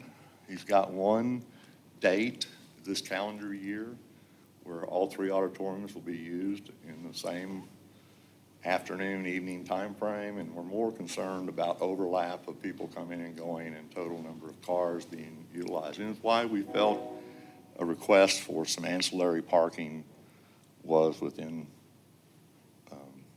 reason.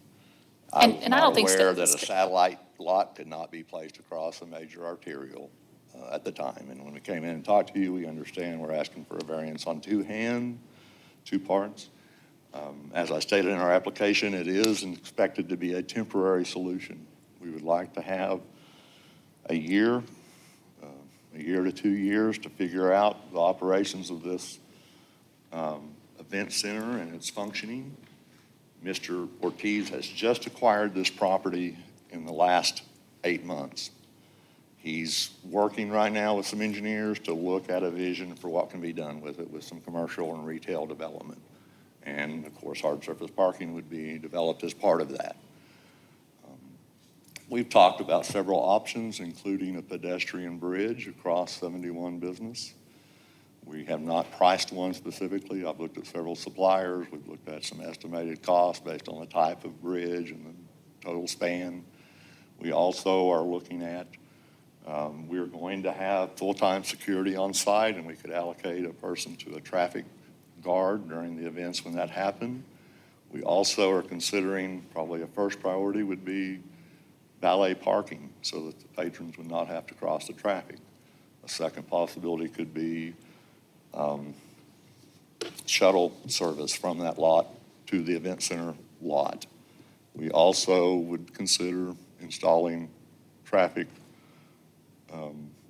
lights for pedestrian crossings and a crosswalk at this lit intersection.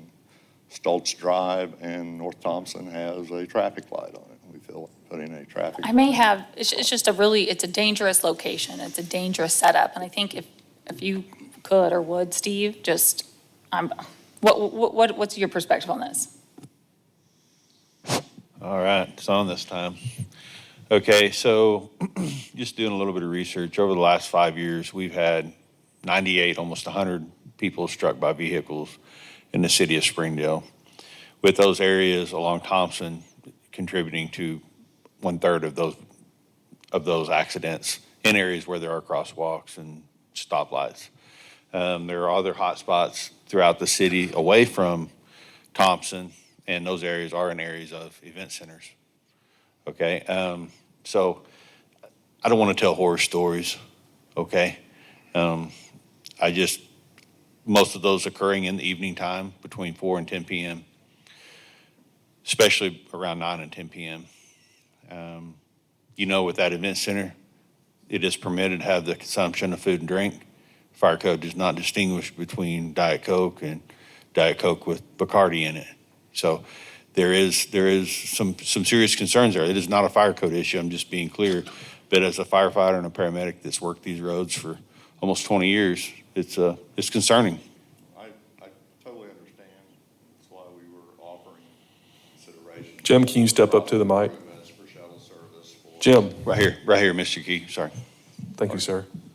That's why we were considering options for valet parking, shuttle service, crossing improvements, possibly pedestrian bridge. Again, we're looking at a temporary request for a short term of 12 to 24 months. I think it's the short term is what's an issue, is because this is a dangerous situation, and I don't even think in the short term, it's really recommended to grant it. Like maybe if you came back and you actually had worked with RDOT to come up with a design for a pedestrian bridge or had some alternate not at grade crossing, that might be the time to come back for a variance if you've worked with them. But I think even for temporary, just it feels, and to my knowledge, and I have not looked back to all the variance requests ever, but to my knowledge, I don't know of any variance request for a satellite lot across the street of an arterial has ever been approved or granted by Planning Commission before. As we had discussed at our meeting on the 14th, we understand that parking is an outright right on a C2 lot. As you had expressed, we've shown our hand in terms of thinking of this as a desire for a satellite lot. I understand the concerns with the arterial crossing, but ultimately, if the owner were to choose to come back and develop that as a paved parking lot, meeting those requirements, that would be our only option to provide for some additional parking, and that would be my recommendation to him to consider in the future to come back and put in a parking lot. And it is, just to note, in a C2, a parking lot is a permitted use. Now, it would require a full development plan, so all the same requirements of landscaping, interior lighting. We understand that, and we ultimately intend to do that with several buildings on these 5.5 acres. But we've got some drainage improvements to do for this entire subdivision that was never developed when it was originally platted. So we were hoping to not come in and do those drainage improvements in very short order and put in a paved parking lot that may or may not work with some future building development that we're still uncertain about. Mr. Key, can you confirm, is the gravel parking currently, is that for the workers while they construct the building across the street, and your client has already agreed that he'll pull that up once construction is done? Did I hear you say that? Yeah, I mean, Sharon has stated in correspondence to the owner, Mr. Ortiz, that it needs to be removed, and he is willing to remove it. Okay. He's also willing to put paving on it if we need to. I think a Ease the staff, but it's- temporary parking for his construction while it's being constructed makes sense. Anything beyond that, I think, would be not making sense for us. Any public comment on this? Any more staff comments? The only other thing is that even if this lot is temporary, it still does not have any drainage mitigation. So if commission were to allow this gravel lot to exist for any period of time, it's still not in compliance with stormwater code at this point. Thank you for that. Also, how do we ensure that the event center doesn't open and this parking is still there? From what I've heard, there's no way to ensure that if the event center opened tomorrow, that people can't park there and walk across the street. What's the timeline for the event center opening? You guys know? The grand opening is scheduled for July 12th, I believe, or 15th. It's pretty close. First event scheduled early August. We've still got about 6 weeks of work to do to finish it up. When will parking be completed at the event center?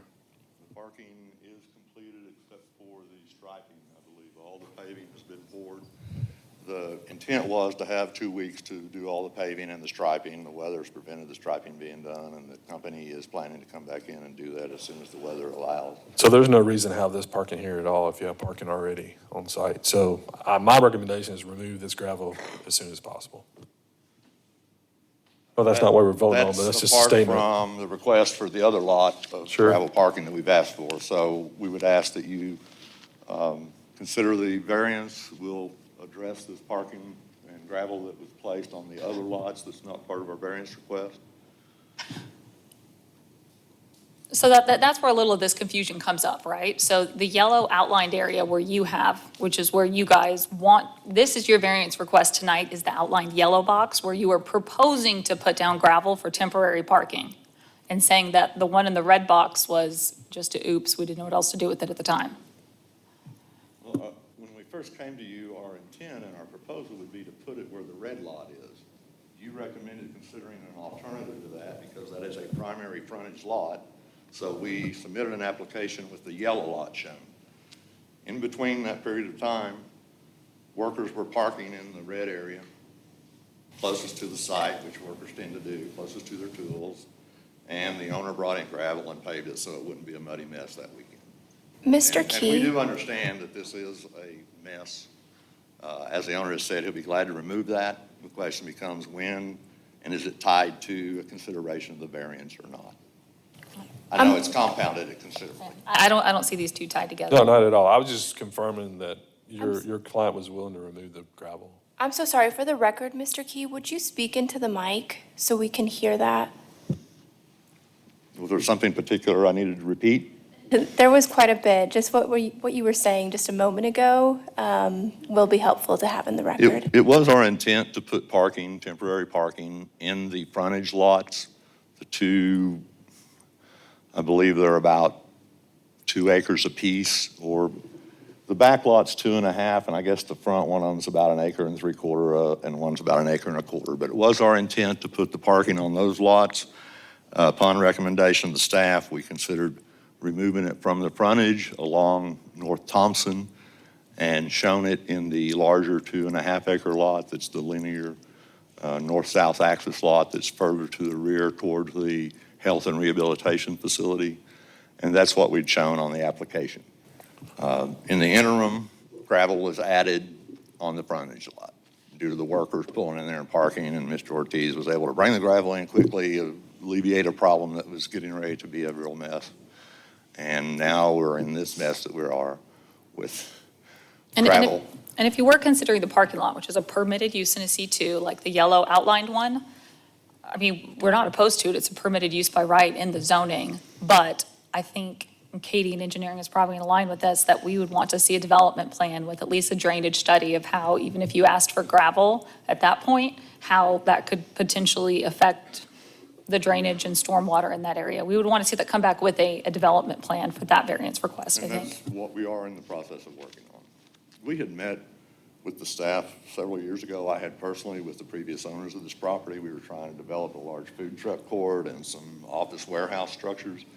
And it became very evident at that point, the owners of the property had thought that the improvements of this drainage flume that had been installed under West Stoltz was all that needed to be done. There was a small detention pond that had been shown over in the lower right corner of this yellow lot that has never been constructed. It was determined that a lot more work was going to be needed to handle all of the drainage of these 4 lots. And Mr. Ortiz has now acquired that property. That is what we're intending to do. We just don't know the extent of what that's going to be, if it's going to be a surface pond or underground detention under the parking lot. It's further complicated, not that that's an issue here tonight, but we have a large 50-foot high-pressure gas main running right through diagonally this yellow lot, which limits its development for anything usable other than parking, perhaps, or several very small structures. Commissioners, any comments? I just want to make sure I understand this correctly. We're voting on that yellow area up there, correct? Yeah, the request is to be able to put gravel in the yellow area temporarily to allow people to cross 71 Highway to go to this event center at night. And it's for 12 There's to no 24 crosswalk months? at Stoltz. No. And there's no drainage report for that yellow area. I mean, I can't vote on something if there's no crosswalk. How are you going to cross? I don't think there's even a sidewalk. But anyway, that's what's in front of us. They're asking to use gravel in the yellow area temporarily as a study how that's used in the event center, which the event center looks great. I mean, I think it's a really nice thing for the city. I'm It's just a great not addition sure. to Springdale. Yep. I'm just not sure I'm going to be comfortable voting for anything that allows people to walk across 71. I would only want to see something above or below the road as people cross, or yeah, I think that's where I'm at right now. But anyway, this is, I guess this is a call for the vote. Call for the vote.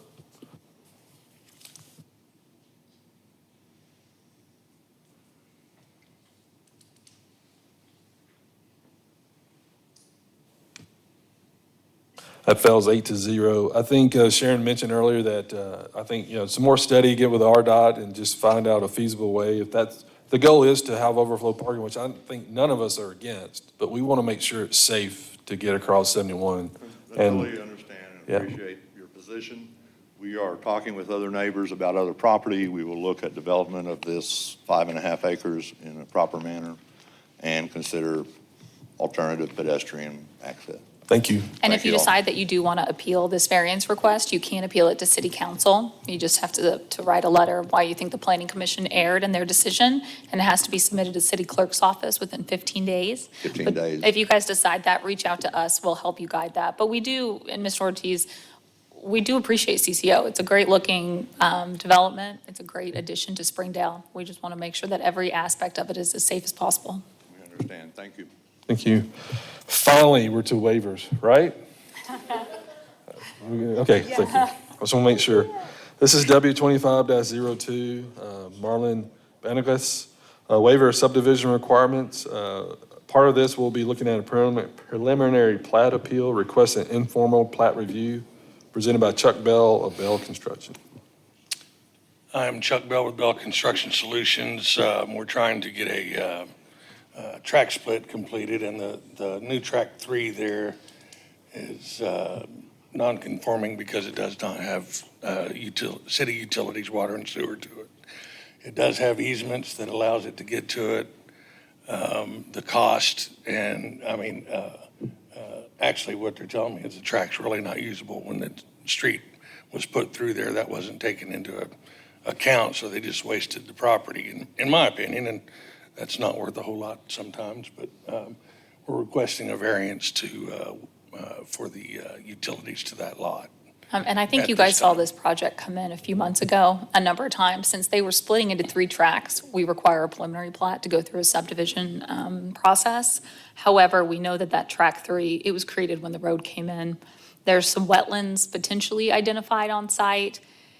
It could potentially be buildable, but it's going to be very, very difficult, if not near impossible, to get utilities to it at this time. We recognize this, so another request that they have is to appeal that preliminary plat and request that this split be approved as a lot split administratively on the staff level, but they have to ask for that waiver of subdivision requirements, and the only requirement they have not met is utilities to that tract 3. But these were all rezoned a couple months ago. There's wetlands out in the middle of the road too, according to the government, so I don't know if there's wetlands there or not. Any public comments? Commissioners? This will be a call for the vote for the preliminary plat appeal, requesting informal plat review. Thank you.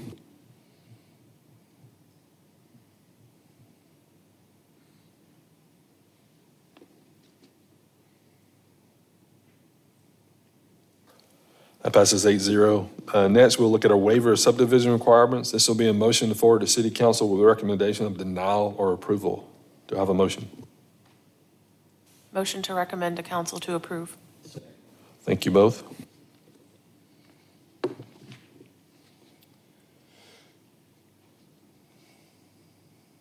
That passes 8-0.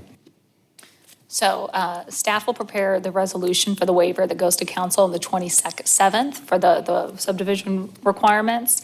But the plat itself, let staff do one more look over to make sure that all comments are addressed, and we'll let you know when it's ready and you can bring it in for signatures. Okay, you said the 27th or 2nd? The 27th, I'm sorry, Okay. last Thursday. Thank you. Next up is L24-24, Holden Buildings Approval Extension, presented by CAI.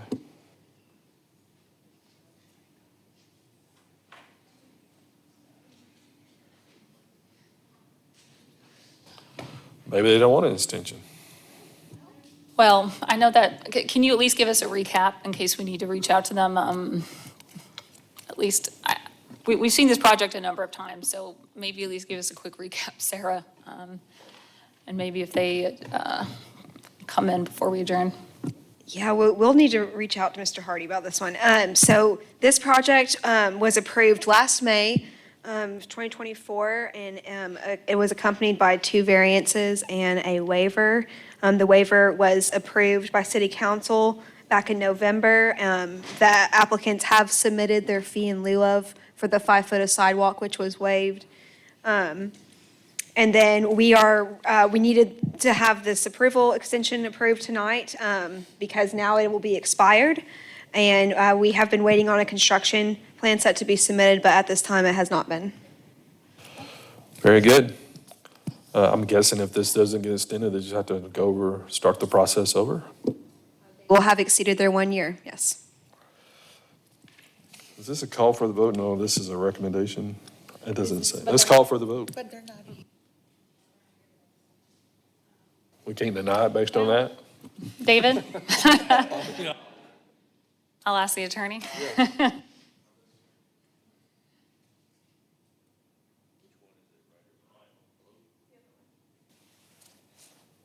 They're failing to execute their request for an extension, so it's considered abandoned. You're welcome to vote on it if you so desire, but you don't have to. It automatically expires. Thank you. Next is Planning Director's report.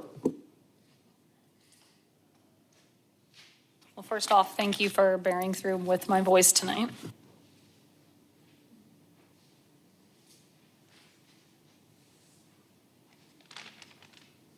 Okay, so I think I sent you guys an email from Anna McKinney earlier today about the Dr.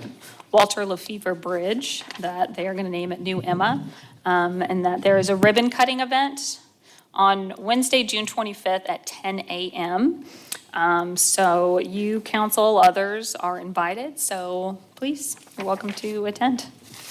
I think I sent that email out today, right? You go get that? Okay. So at our last council meeting, Hey, Sharon. yeah, sorry. Me. I just was going to comment, we've also talked about the ribbon cutting at the active transportation meeting, and we've talked about having anyone who is up for riding their bike over there, having some cyclists be the first ones. Even First cyclists over the better. new trail and things like that, so just wanted to So bring Mark's that. going to lead the bike There we ride go. down to the bridge? I'll bring my e-bike for that one. All right, almost all the rezonings that our last council went through and passed.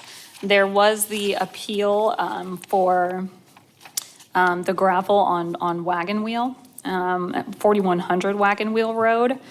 And they overturned it and overturned the 4-4 vote of the Planning Commission. So they're gonna get to have their gravel in the back.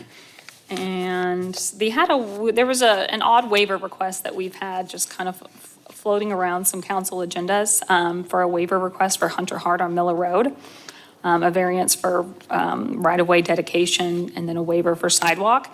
And those have so far just kind of died at council. So if that property owner returns, we'll let you know then. But if he calls or reaches out, I guess have him talk to our office. I want to thank everybody for attending that April work session. I think it was really helpful and insightful. It sounds like developers might go more of a residential route on this. They still have some more concepts and stuff that they want to present to us and show us and talk through some of it. But we're still going to keep you updated on the RV standards and the updates. We still plan on running it past Planning Commission before taking it to council for a final approval. The May work session is on the 20th. We don't have any scheduled presentations as of now. However, IT got everybody new iPads. So big incentive to show up. And the earlier you get there, the better, because he may want to spend a couple minutes with each person just to make sure that everybody's accounts are aligned and activated, or whatever the jargon is. Does that work? That's on the 20th at 5 or 4:30. 4:30? If you want your iPad. Is that Early it? bird gets the worm. I think that's it, and thank you, everybody. We're adjourned.